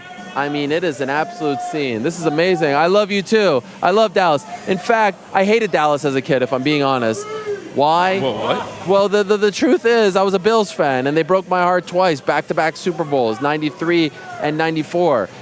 But I have to say, the love that I have felt from the great city of Dallas, and really from the entire state of Texas. Oh yeah, get a shot of the crowd. I mean, it's an amazing, amazing turnout here. The love that I have felt. Oh, there's Jake and Nikisa. Do you think we'll get Nikisa on camera? I'm going to say no. He doesn't like to do interviews for some reason. Only with Murundi. It's crazy. It's a bit of a scrum situation going on. You know what I'm really looking forward to with this interview? Is it possible that there'll be no music and we'll just be able to talk like normal human beings? Wow. Wow, my eardrums feel fantastic right now. This is tremendous. Oh, let me wrap up some of these questions here because we do have to finish that. Moderator Lewis worked so hard. Don't go anywhere. One more guest to go. It's Jake Paul right here on the MMA Hour. We were talking to the DAZN guys and like, the show's an hour, right? Ha! Not an hour. We go 3 to 4 hours strong like it ain't no thing. Gang, if Gaethje is the BMF and Wonderboy's the NMF, what imaginary titles are we handing out to the crew? Does Frank get the mysterious MFer title? Does Rick get the hipster MFer? Shout out to Rick. Happy birthday, 36. GC, the degenerate gambler MFer? Sorry, Richard. Date Dan Nick. I don't know. Do you guys have any thoughts on that? I mean, I think we're just the... Maybe skeptical MF, yeah. dubious MF. The SMF. Degenerate gambler MF feels like a little too specific. One time I called John Anik on air a degenerate gambler, and I don't think he liked that. But I was trying to say like he was just an avid gambler. Do you think degenerate? I think avid might be a better word. Is that a negative term? Very much so. I guess technically it is negative, but I mean it's also endearing as well. I'm just showing love, right? I'm just trying to say like, wow, you're so good at this. You're. I mean, just because you're a degenerate gambler doesn't mean you're good at gambling. Right. Gotti Bro, Ariel, what's the best event you've ever been to? And take everything into consideration. The feeling, goosebumps, anticipation inside the arena before the card started, and the surge of adrenaline as the fights begin, and buzz and anticipation grows and grows for the main event. And now, compare that to how it felt Saturday for Crawford Spence. I've always said UFC top to bottom puts on a better show, but there's nothing like the feeling of a boxing event at its best. Would you agree? I mean, honestly, it just matters who's fighting. That's all that matters. It doesn't matter if it's boxing. It doesn't matter if it's MMA. A big event feels special. That felt like a big event on Saturday. This feels like a big event, partially because we're here, dare I say, and in a matter of seconds, we're going to be joined by the man of the hour himself, Jake Paul, the problem child, kind enough to join us. Here he is. What's up, Jake? What up, man? How are you? Thanks for joining us. Good. It's crazy down there. This is amazing, right? So much fun, yeah. Yo, I've never been to an open workout like this with a ramp, with a PA announcer, with the MMA Hour here. Yeah, I mean, this crazy. is big business. It's a big business, big show. The fans are out. The energy is up, man. I'm feeling good, so it's fun. Okay, so a lot to talk to you about. It's very exciting to be here, but I was just saying as you were wrapping up, we all kind of wondered in February after the Fury fight if that would be it. If you ever considered for a moment saying, you know what, this has been fun. I reached the end of the road. Let me go make my million somewhere else. Let me do my thing. Did you ever for a moment consider that? Yeah, no, that was definitely a thought because you have to process that thought to double down and reconfirm your beliefs on the opposite side of the decision, which is I'm going to go harder. I'm going to commit myself even more. And the next day was really when that thought came up, the Sunday after the loss. And yeah, I just was like, okay, let me think about this. Is that what I want to do? Absolutely fucking not. I'm doubling down. This is what I was made to do. I'm a fighter. I'm a winner.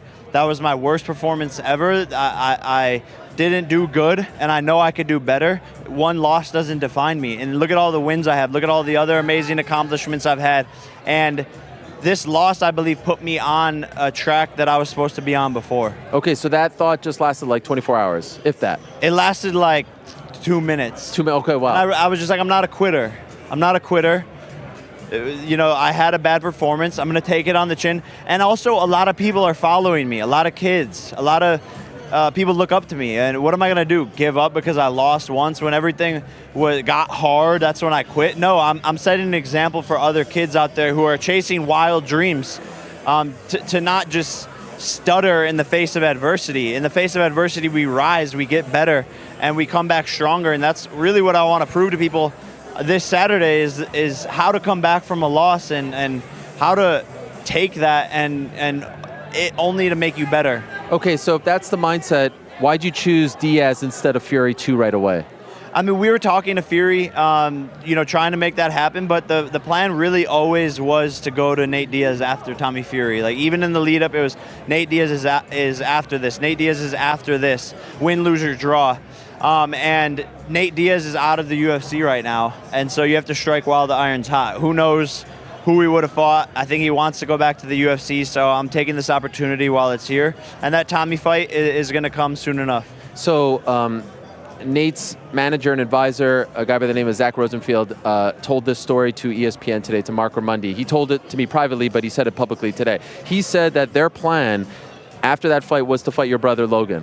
And then there's an actor named Michael Rappaport. Are you familiar with Michael Rappaport? He's not the biggest fan of yours, but anyway, he's an actor and comedian. He was on my show, and he's a huge Diaz fan. And he said, you know what's the fight I want? I want Jake versus Nate. That's the fight. Zach was watching the show, and when he saw that and how Michael was so into it, in his mind, he said this publicly, he pivoted, he's like, forget about the Logan fight, we have to go after the Jake fight. And that's how it started to get in motion.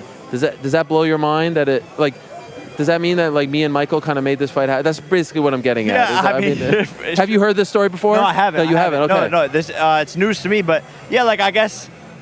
Thanks, Ariel. I don't know. I mean, I don't listen, know. But at the end of the day, this fight was always on track, and I think my brother was trying to like figure out if it was going to be him. But I'm focused on Saturday. We locked it down, got it done, and it's a massive, massive fight. So it only makes sense for it to be me. Can I ask you something? And I'm coming from a place where I have two older brothers. I have a tremendous amount of respect for your brother. I really enjoy him. I think he's doing amazing things in WWE, like we talked about. But I watched the documentary, which, by the way, I thought was fantastic. Congratulations on Netflix. Thank you. I've read the articles leading up to this fight. I talked to you a little bit yesterday at the face-to-face, which ended somewhat prematurely. Yes. I feel like there's something building here between you and Logan, and I know you guys had a beef in the past, but like you guys keep saying things about each other, and then he's trying to go for your fight. Am I crazy? Am I starting something here by asking this? Because I feel like there's something. There's a seed. No. There's nothing going on. There's nothing? Between us. No. Not at all. I think when you're competing in the same sort of industries and doing a lot of similar things, there's going to be overlap. And really, he's my only competition. Like, who else is competing with me? There's nobody. Like, I don't even know who else to look for. So he inspires me. And we're also each other's best competitors. So I think that's where people see this, like, dynamic between us. But that's just always the way we've been. And without each other, we wouldn't be where we are today because we wouldn't have had the competitive nature to compete with each other to get to this level. So really, without one another, we wouldn't be here today. And that's the beauty of it. Because you used to compete in the YouTube game, and that got squashed. YouTube, football, everything when we were kids. I mean, that's what brothers do, and I think it's good. It's driven us to the highest level. And here we are now at the highest level, still pushing each other and being inspired by each other. And that's a beautiful story. So are you saying you'll never fight him? No, I would never fight him. There's no point. There's no point in fighting him. I think when I was younger, I'd be like, oh, this is fun, cool, make a bunch of money. But now it's just not the right example to set for other people, other kids, and there's no reason for us to do that. Okay. No one wins in that sense. Like, okay. Whoever would win, no one wins. Okay. One other question about your family. I don't want to give too much away, but in the documentary, you reveal a lot about your childhood, and in particular, your relationship with your dad. This is a big week for you, a big fight for you. Has that been a distraction at all? That's some heavy stuff you talked about, and I'm just wondering how you're dealing with those emotions that come with that being public, and also this gigantic fight. Yeah, definitely just focused on the fight. I'm sort of numb to everything else going on right now because I'm just like hyper focused and don't have any other energy to spare. So really the fight to me is all that matters. Like I don't go on my phone really during fight week. I'm not like focused on any of the comments or the drama going on around it. Okay. You and Nate have been very respectful to each other. Were you surprised that he walked out yesterday in our face-to-face, which drops tonight, in the midst of you complimenting him? Yeah, look, I mean, he's unpredictable. He's a wildcat, but I think it's a good thing, right? Now all the headlines are going to say, Nate Diaz leaves face-to-face. All the fight pages already all posted it. So in a way, it's actually better promotion for the fight. So kudos to him. I don't know if he's doing this on purpose, but it's entertaining, man, and that's what the fans want. This is a spectacle. This is a war. This is fun. This is two big names. It feels big. The energy is right. So I'm just excited, and I have respect for him, but it doesn't mean that I'm not going to knock him the fuck out. I'm going to sleep. I'm a vicious fighter. I've made a ton of sacrifice in this camp, and someone has to pay for that sacrifice. Okay, so that said, this morning I wake up and there's a tweet from you where you're calling him a bully, and it's not so respectful. Why is he a bully? I respect his career. I don't respect him as a person. Why is that? Difference. He's a bully. He's a punk. He beats up innocent people. He's always trying to cause a scene throwing water bottles at people. He's always high. Like, what kind of example is that to set to everyone? Just smoking all the fucking time. I don't like these things about him, and someone has to bully the bully, and that's what I'm going to do on Saturday. Any concerns, like tomorrow we have the final press conference, we have the weigh-ins on Friday. Any concerns about anything popping off between you guys? I'm not concerned at all in the slightest. And at the end of the day, on Saturday, we get to settle it all. Why were you okay with 10 rounds as opposed to 8? I love a challenge. I love a challenge. Yeah, why not? I'm always pushing myself in these fights. I want to do things that no one at this point in their career, 3 years into boxing, has done, and that's doing a 10-round fight. I want to set the precedent, challenge myself, and push my limits, and that's exactly what I had to do. The fight being 10 rounds made me a better fighter for this camp, and I'm fully prepared for it. Why did you change the vast majority of the people around you as far as your camp is concerned? There's no, BJ Flores isn't here, Shane Mosley is here, among others. Why did you do that? Yeah, look, change is needed in life sometimes, and people go opposite ways, outgrow each other, and that's that. It's no harm, no foul. All the people that were on my team are amazing people, and I have respect for them, and they gave me a ton of boxing knowledge, which I am extremely grateful for. It's just that sometimes change is needed to shake up an environment and to start from scratch, and that's really what we did. Can I ask how much you weigh right now, approximately? Right now I'm like 193. 193. How much do you expect to weigh on Saturday? Oh, I'm not sure. Probably like 196, 197. What do you think he'll weigh? Like, do you think he'll have a noticeable size advantage? He's never fought at 185 before. He looks big to me right now in person. Okay. He looks like he's walking around 190, 195. He has still yet to accept the $10 million offer to fight you in MMA. I asked him just moments ago, and he says, I don't fight in other leagues. If we're going to fight, it's going to be in the UFC or my promotion. Would you be willing to do that? Look, I mean, it would be his promotion with the PFL. For sure. It could be Real Fight Inc. and PFL. And to me, that's a cheap cop-out excuse. He didn't, completely shut it down, but the PFL component seems to be the issue with him. Is there any way around that, or if you're fighting MMA, it has to be PFL? If I'm fighting MMA, it's in PFL. Okay. You think it happens next year, 2024? I mean, once I beat his ass on Saturday, he's going to want revenge. No, with or without Nate? Oh, potentially. I mean, we'll see. I want Nate. That's you want Nate who I in want. MMA? That's who I want. So if it's Nate, it's 2024, yeah. And it's a $10 million offer? Yes, for him. And has he accepted it? Like, behind the scenes, what is your hunch? No, he hasn't accepted it. I think he's kind of leaving it open-ended to see what happens Saturday. Okay, if you beat him, do you think he says yes to it? Yeah, I think so. I think he'll want that get back. And he'll realize that he's not going to get as much money once he loses to me anywhere else. Do you think he goes back to the UFC if he wins? He's not going to win. So don't even think about it. Are you surprised that he is so open to going back to the UFC after it was so hard to get out of the contract? Yeah, it's weird. Like, I guess he's a houseboy and loves to kiss the finger of Dana and to be a good old boy and obey all the rules. This might be too much work for him, honestly. People don't realize that in boxing, when you're your own promoter, it's a lot different. There's more work, there's more that goes into it, more press requirements. So he might not like that. He might like just being a fighter and not caring as much about the business side. Does the feud between MMA end on Saturday, win or lose? And I know you're confident that you're going to win, but is this the final guy? Is this the final boss, as they say? Yeah, I would say so. I don't know who else is left. Well, there's one name that's left, right? McChicken? Connor McChicken. Yeah, I mean, he don't want the smoke. He's an alcoholic. He's a drug addict. He's out there getting, causing all these problems, about to go to jail for all of this crazy shit. He's not even worried about fighting right now. Right now, he's worried about being a free man. So in your mind, you move on. And then what direction are we taking? I'm just going to keep on going back to the drawing board and seeing what names there are and continuing to get better. And my goal is to become a world champion. And so I'll just be training and see what names come up, and we'll go with that. Are there any names in boxing right now that are of interest to you?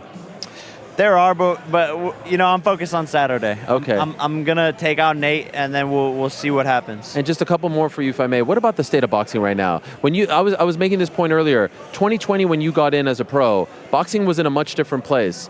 And right now it's like week after week bang. We're coming off Spence Crawford. Now in a way we've got AJ fighting. We've got Canelo fighting Charlo in September. Like, you can make a case right now that boxing is hotter than MMA in terms of big fights consistently week after week after week. Does Jake Paul take any credit for that? Oh, well, I think I'm a part of it. I'm a part of the big picture. But really, boxing is the key here. It's the best sport in the world. And all of us as fighters are working to contribute to grow this sport. And I think maybe I set a precedent of taking big fights and laying it all out on the line. And I think a lot of fighters followed suit. Oh, Jake Paul came into this sport in 2 years and made $45 million in a year. But meanwhile, I haven't fought the big fight and I'm making maybe $500K, maybe $50,000. I need to lay it all out on the line. So I believe I did set that precedent and showed people the roadmap to making a lot of money and promoting these fights. But it's a group effort, and I commend all these fighters for doing that. But definitely boxing's on top of MMA right now, no question. Okay. Not even close. Well, one of your good friends, part of the MVP stable, Amanda Serrano, we broke the news here. She is going back to MMA at some point. She has signed with PFL. She'll be a part of your pay-per-view super fight series? In the PFL? Yeah. Potentially, yeah. Or she might just be like... I think she's going to do her own fights, too. Wow. Yeah. That is huge. Yeah. But we could get a card maybe with you and Francis and her all in the PFL? MMA night. In MMA. Do you like the idea of her going back to MMA? 100%. She's undefeated in MMA, which a lot of people don't realize that about Amanda Serrano. And it's what makes her, I think, the greatest woman of all time is because of how versatile she is. Okay, your mic is dying, so let me end on this if I can. Prediction. What is the? I'll just give you the mic, so you put that down. Official prediction. You've got so much power, Jake, that you killed our mic. Thank you. Yeah. Crazy how that works. It's unbelievable. Oh, you got a new mic. Okay, we don't have to do this anymore. What is the prediction? What do you think? My prediction is a 5th round knockout. 5th round. Yep. Wow, specific. Yep. Why are you feeling that? I'm just gonna feel him out, weather the storm, and then put him to sleep. Okay. Are you worried about anything? You know, the punches and bunches, the volume, the awkwardness. Is there anything that he brings to the table that is giving you any kind of concern here 3 days before the fight? I'm not concerned. I know I want it more. I know what I did in training, and we had people that mimic exactly how he fights. And yeah, he's going to maybe land a couple of punches. That's the name of the game. That only wakes me up. I'm going to get hit and hit him harder and keep on going and weather the storm and end his career. Is there any chance, if things maybe don't, is there any chance this is your last fight? No shot. I'm gonna win. All right. I'm gonna win. What if you win? Is there any chance it's your last fight? No, I'm just getting started. All right. Let's I go. love it. Thanks, my man. Appreciate it. All the best. There he is, Jake Paul. Drink Celsius. Yes.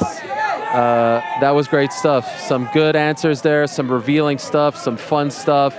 Jake Paul, the problem child, here in Dallas. Guys, what a time, huh? August 5th, the DAZN pay-per-view.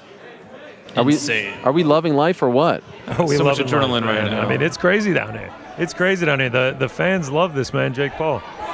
This is one of the best I'm not just saying it. I'm here. I have no reason to lie.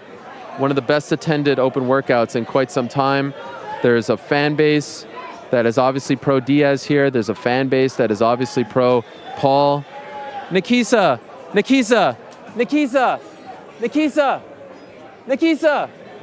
He wasn't. You tried. I tried to get the exclusive, but he pretended like he didn't hear me. Unbelievable. We got everyone else, though. Who do we get? We started off with Ade. We had Heather Hardy. We had Amanda Serrano. We had Javon Walton. We had Chris Avila. We had Jeremy Stevens. We had Jake Paul. We had Nathan Diaz. We had Barak. We had GC. We had New York Rick. By the way, this is my favorite. Now I could go for another like 5 hours with the music at this level. This is tremendous. Yes, guys. Well, I'm doing my show. I don't know if you know this. I'm doing my show. We'll go to 7, just so it's a nice round number, if you guys are okay with that. So 4 minutes left on the program. Let me see if there's a final question that I could take here, just to satisfy the fans. Let me see if I could get a short one. Hello. What would you say is the better better for the brand of UFC. Aljo, Leon, Izzy all retain their titles, or all three lose, and we have O'Malley, Colby, and Strickland as champs by the end of the year. It has to be all or nothing. I don't know. I don't want to put any of that negativity out there. Hello. But I will tell you this: as of right this moment, unless some news has broken since we've been on air, there is still not a main event for the event on September 9th in Sydney, which is wild because that's almost a month from now, a little over a month from now, and the event is sold out. And that is crazy. There's still just a couple of guys. I'm trying to do a show here. Can you keep it down for goodness sakes? Nah, I'm just joking. There's one guy over there with a BMF title. Yes, got the BMF belt over there. It's not a real title. It's not a real title. You know, you heard me, right? You heard me, my man. It's not a real title. We got an NWO t-shirt over there. GC, any final thoughts from your first open workout here in Dallas? Any final thoughts, GC? What a day, man. I'm on cloud 9 after this one. We got everyone up there. Let's get Mike Heck up here. I'm even with Mike Heck. Do we want to bring him all the way up onto the stage? Let's get Mike Heck up here. He's taking my mic. He's taking my mic with him. Here we go. Mike Heck in the house of MMA fighting.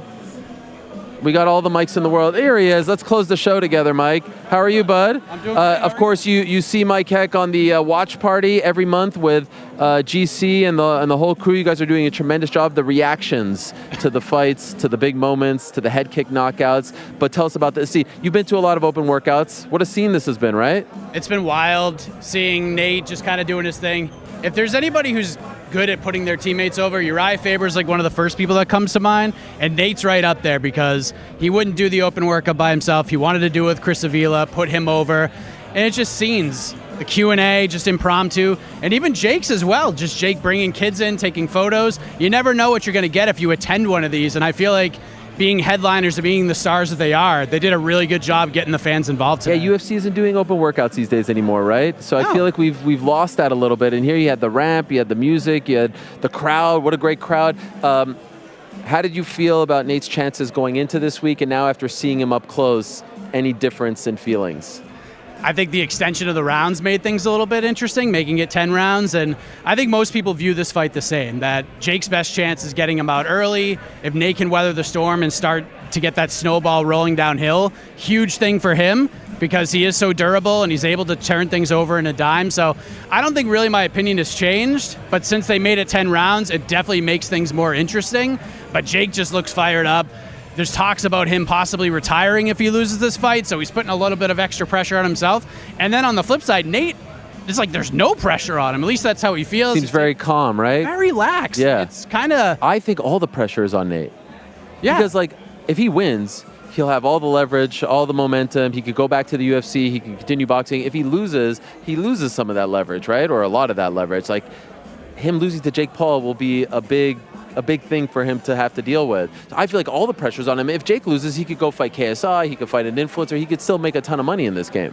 I do feel like if Nate is at least competitive down the stretch, because as you know, Ariel, combat sports is a recency bias thing. So if Jake somehow wins the first 7 rounds, Nate lands a big shot that gets Jake's attention in the 8th and then wins the last couple, Nate is so good at making a loss seem like a win. And if he can just land a big shot, if he can wobble Jake at any point in this fight, even if he loses, just like he did in the Leon Edwards fight. Leon won 24 minutes of that fight. Nate got a little momentum going at a point in the 4th round. 5th round he got going, Nate lands the big shot in the last minute of the fight, and Nate made it seem like, hey man, if this is in the streets, I won this fight. And everyone's like, yeah, you're right, Nate. You're right. So Nate's so good at doing that. So as long as he doesn't get blown out or knocked out without landing anything, if he can make this somewhat competitive and be able to spin it the way that he typically does, I think his stock continues to go up. I think he can make that into something. That is true. He created a title out of nothing, for goodness sakes. And now they're like, defending it all over the place. Does the weight concern you at all? 185 for Nate is uncharted territory. I mean, it's obviously going to be easier over the next couple of days for Nate. He can just kind of stroll in there and do his thing. Jake just looks so much bigger than him, and he looks in really good shape. But again, I kind of obviously there's pressure on Nate. If he just gets blown out, it's not good. But can you imagine if Jake Paul, after all this, loses to Tommy Fury and then loses to Nate Diaz back-to-back fights? It's going to be tough. It's a lot. But, yeah, I definitely think the size is going to be a concern. But, again, I think the longer this fight goes, I think the more in it Nate is, honestly. 2 last things. And, by the way, I failed to mention, this is the voice that you hear at the beginning of On the Nose. That was the voice you heard back in the day for Rick's Picks. We talked about this just a couple of days ago. The man is of many, many talents, so it's good to finally have you on the program. The first thing I wanted to ask was, is this the end, win or lose, of the Jake Paul versus MMA feud? Do you see another guy out there? Does a Mike Perry make sense? Do you think the Conor McGregor fight happens, or does it end here with Nate Diaz, win or lose? Mike Perry makes sense for like any boxer. Yeah. You get Mike Perry in a press conference environment.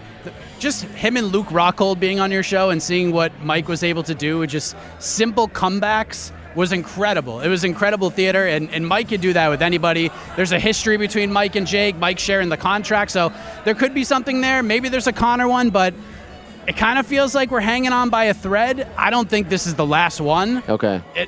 Unless Nate just runs him over. Like if Nate just tars him up, I don't know if Jake will be done forever, but he's definitely going to take some time away, I think. Who's your pick? I'll go Jake, eking out a decision, but Nate's gonna sort of win the war, if you will. Okay. Like he'll have that Leon Edwards type of moment. I think he's competitive. He will spin it well. People will believe it, and all's well. Jake gets back on track, but Nate is still competitive and makes it feel like he won. I love it. I love it. Thank you so much. GC. He's not. Go tell GC to come up here. Thank you very much, Mike. Really appreciate it. Great stuff. And let's end it with GC next to us because he made that incredible open. Here we are, DAZN pay-per-view one last time. Go check it out. Oh, there he is. There's the troublemaker. I'm not going to talk right now. I just have to say goodbye, and we'll talk in a moment. But let me give a shout-out to our good friends over at DAZN. Again, Jake Paul versus Nathan Diaz, August 5th on DAZN Pay-TV and also on DAZN.com. Here he is, wow, look at this. the biggest baby face in the business. He's rocking the cowboy. I thought we could go home together here. Oh, I mean, we could send I'm it off. honored to be up here. I mean, I get to show off my hat a little bit. Yeah, I feel like you didn't get. What happened to the camera, by the way? Dude, I mean, I went to go do another hit, and the next thing I know, like it's gone. He's not there anymore. What on the walkouts? They said I lost access to it. Jeez, Louise. At least we got you guys on one. That's all that matters. I got to show off the belt buckle. Belt buckle's so heavy. This is it actually it's weighing you down. Yeah, it started weighing me down. I actually had to lose it. You had to take it off. I had to take it off, man. Yeah. I got to get a stronger belt. Is this purchased in Dallas or? No, not in Dallas. This is a nice Michelin Nest purchase. Had to do something for Frank, man. Yeah, no. And the hat is from Billy's? This is from Wild Bill's right here. Bill's. This is a custom. This is customized right here. This is only I have this one with black straw. Yeah, I like it's too hot for the felt. No, I like it. Yeah, 105 degrees here. Great job with the custom intro. Oh, you liked that? Whose voice was that on the plane? Oh, that was mine. Okay. Yeah. This guy almost missed his flight yesterday. First work trip. Oh my God! You should have seen me. Usain Bolt through the airport. Made it by about 10 seconds. Really? Legit.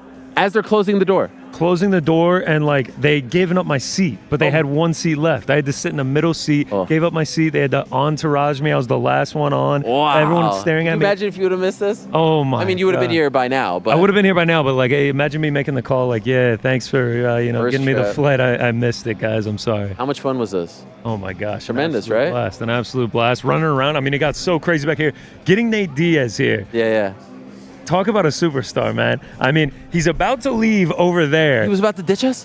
He's not about to ditch us. Okay. And then I can actually see her right there. You must know her name in the pink skirt. She's like... she works Agi. Agi. Starts bringing him through, and like we've got cops over there. There's like 3 police officers, like 8 security guards, moving him through just to get him all the way through back and here. I'm just sitting up here chilling. Yeah. Like there's like no I'm worries the in the world. Everyone is trying to get pictures. Everyone's trying to get autographs. I mean, it was crazy. It was crazy. Everyone did such a great job. Of course, the MMA Hour team, the Vox team, everyone at home as well, everyone on site, the whole crew is out here. The DAZN team did a tremendous job. The whole production team that is working with us, tremendous job. So we can't thank them enough. And I say we do it again one more time. Friday? Yeah, American Airlines Center? Imagine we were just doing one. That wouldn't have been fun, right? I'd feel like I'd just fly home tomorrow if we were just doing the one. Yeah, that's true. We had to keep you around. You're going to the fight too. Oh, going to the fight? Be at the press conference tomorrow? Be at the press conference Ceremonial tomorrow. weigh-ins on Friday, fight on Saturday? Well, our show after the ceremonial weigh-ins. Of course, yeah. I mean, hang out. So our show will be at around 7:30 Eastern. Luminaries will be stopping by. I'm told the much talked about on this program, Alicia Baumgartner will stop by. Sean Porter, who fought both Spence and Crawford back in his active days, he'll be working on the broadcast. He'll stop by as well. Who knows who else will stop by? but I think it's time to say goodbye here. We've been going 4 hours strong. It's been crazy, man. This is the first time I've sat down whole 4 hours. Really? Yeah, I haven't sat down. I've been chilling up here. It's nice you've up got here. it nice, man. But I feel like all the It's not DAZN bad peeps at are all. like, all right, Helwani, enough of this. So let's. You got the fans. You got the fans waiting here to mob you. Being As soon as you honest, get off I'm the... trying to go as long as possible so the fans leave, so I don't have to shake hands. But it's not working because there's man. still the amount of people a lot. that have shown love. They're like, when can I see Helwani? When can I see? Yeah. Oh, I heard someone say start hitting out. That's perfect. Thank you so much to everyone watching at home. Frank, you can hit our music. This has been a tremendous day in the history of the MMA Hour, right, guys? A tremendous day. This man Jordan right here skipped work. Skipped work. Yes. Shout out the chat, baby. I think that's Osseo, right? Osseo, bro. 12-month subscriber right there. Wait. Osseo, I'm sorry, bro. What, from his I've picture? been mingling, bro. I've been mingling. I wish we had the camera. Oh, thank you. And hopefully Dean Henderson, too. We'd like to keep him. Frank, I don't even know if the music is playing. Is the music playing? I can't hear it. Certainly is. It is? You're going to have to count me down, Frank, because I don't hear a single thing. Oh, is that where we're at? Okay. I'm starting to hear... Feeling it? No, I hear nothing. Oh, wait. Now it's a little bit louder. Well, it's been a great day. Thank you so much to everyone who has stopped by. Thank you to all our guests, from Ade to Jeremy, to Juana, to Heather, to Amanda, to Jake, to Nathan, to Akin, Barak, to GC, to Mike Heck as well, to everyone who put this together, for all of us. To the good people at the factory here in Deep Elm. Are we getting some Texas barbecue now? Oh, that's what I'm thinking. I'm going There's to quite eat a few so spots. much. I mean, you gotta be hungry. Oh my gosh, you know yourself. I am starving right now. So maybe the good people who are still here with us, maybe they can give us some options, some Texas barbecue. I don't know. I'm not much of a barbecue guy. Do they do it well done or what? No? If I rock up there and ask for well done, I see our cameraman, our camerawoman is laughing at me. Oh, yeah. Laughing at me. She's mocking me, guys. I like what I like, okay? I'm sorry. Anyway, tremendous show. Loved it. It's going to be amazing on Friday. We'll be back then, all right? Back on Friday, same time and place. Until then, well, actually, it's not the same time and place. Until then, I say peace. I'm out of here.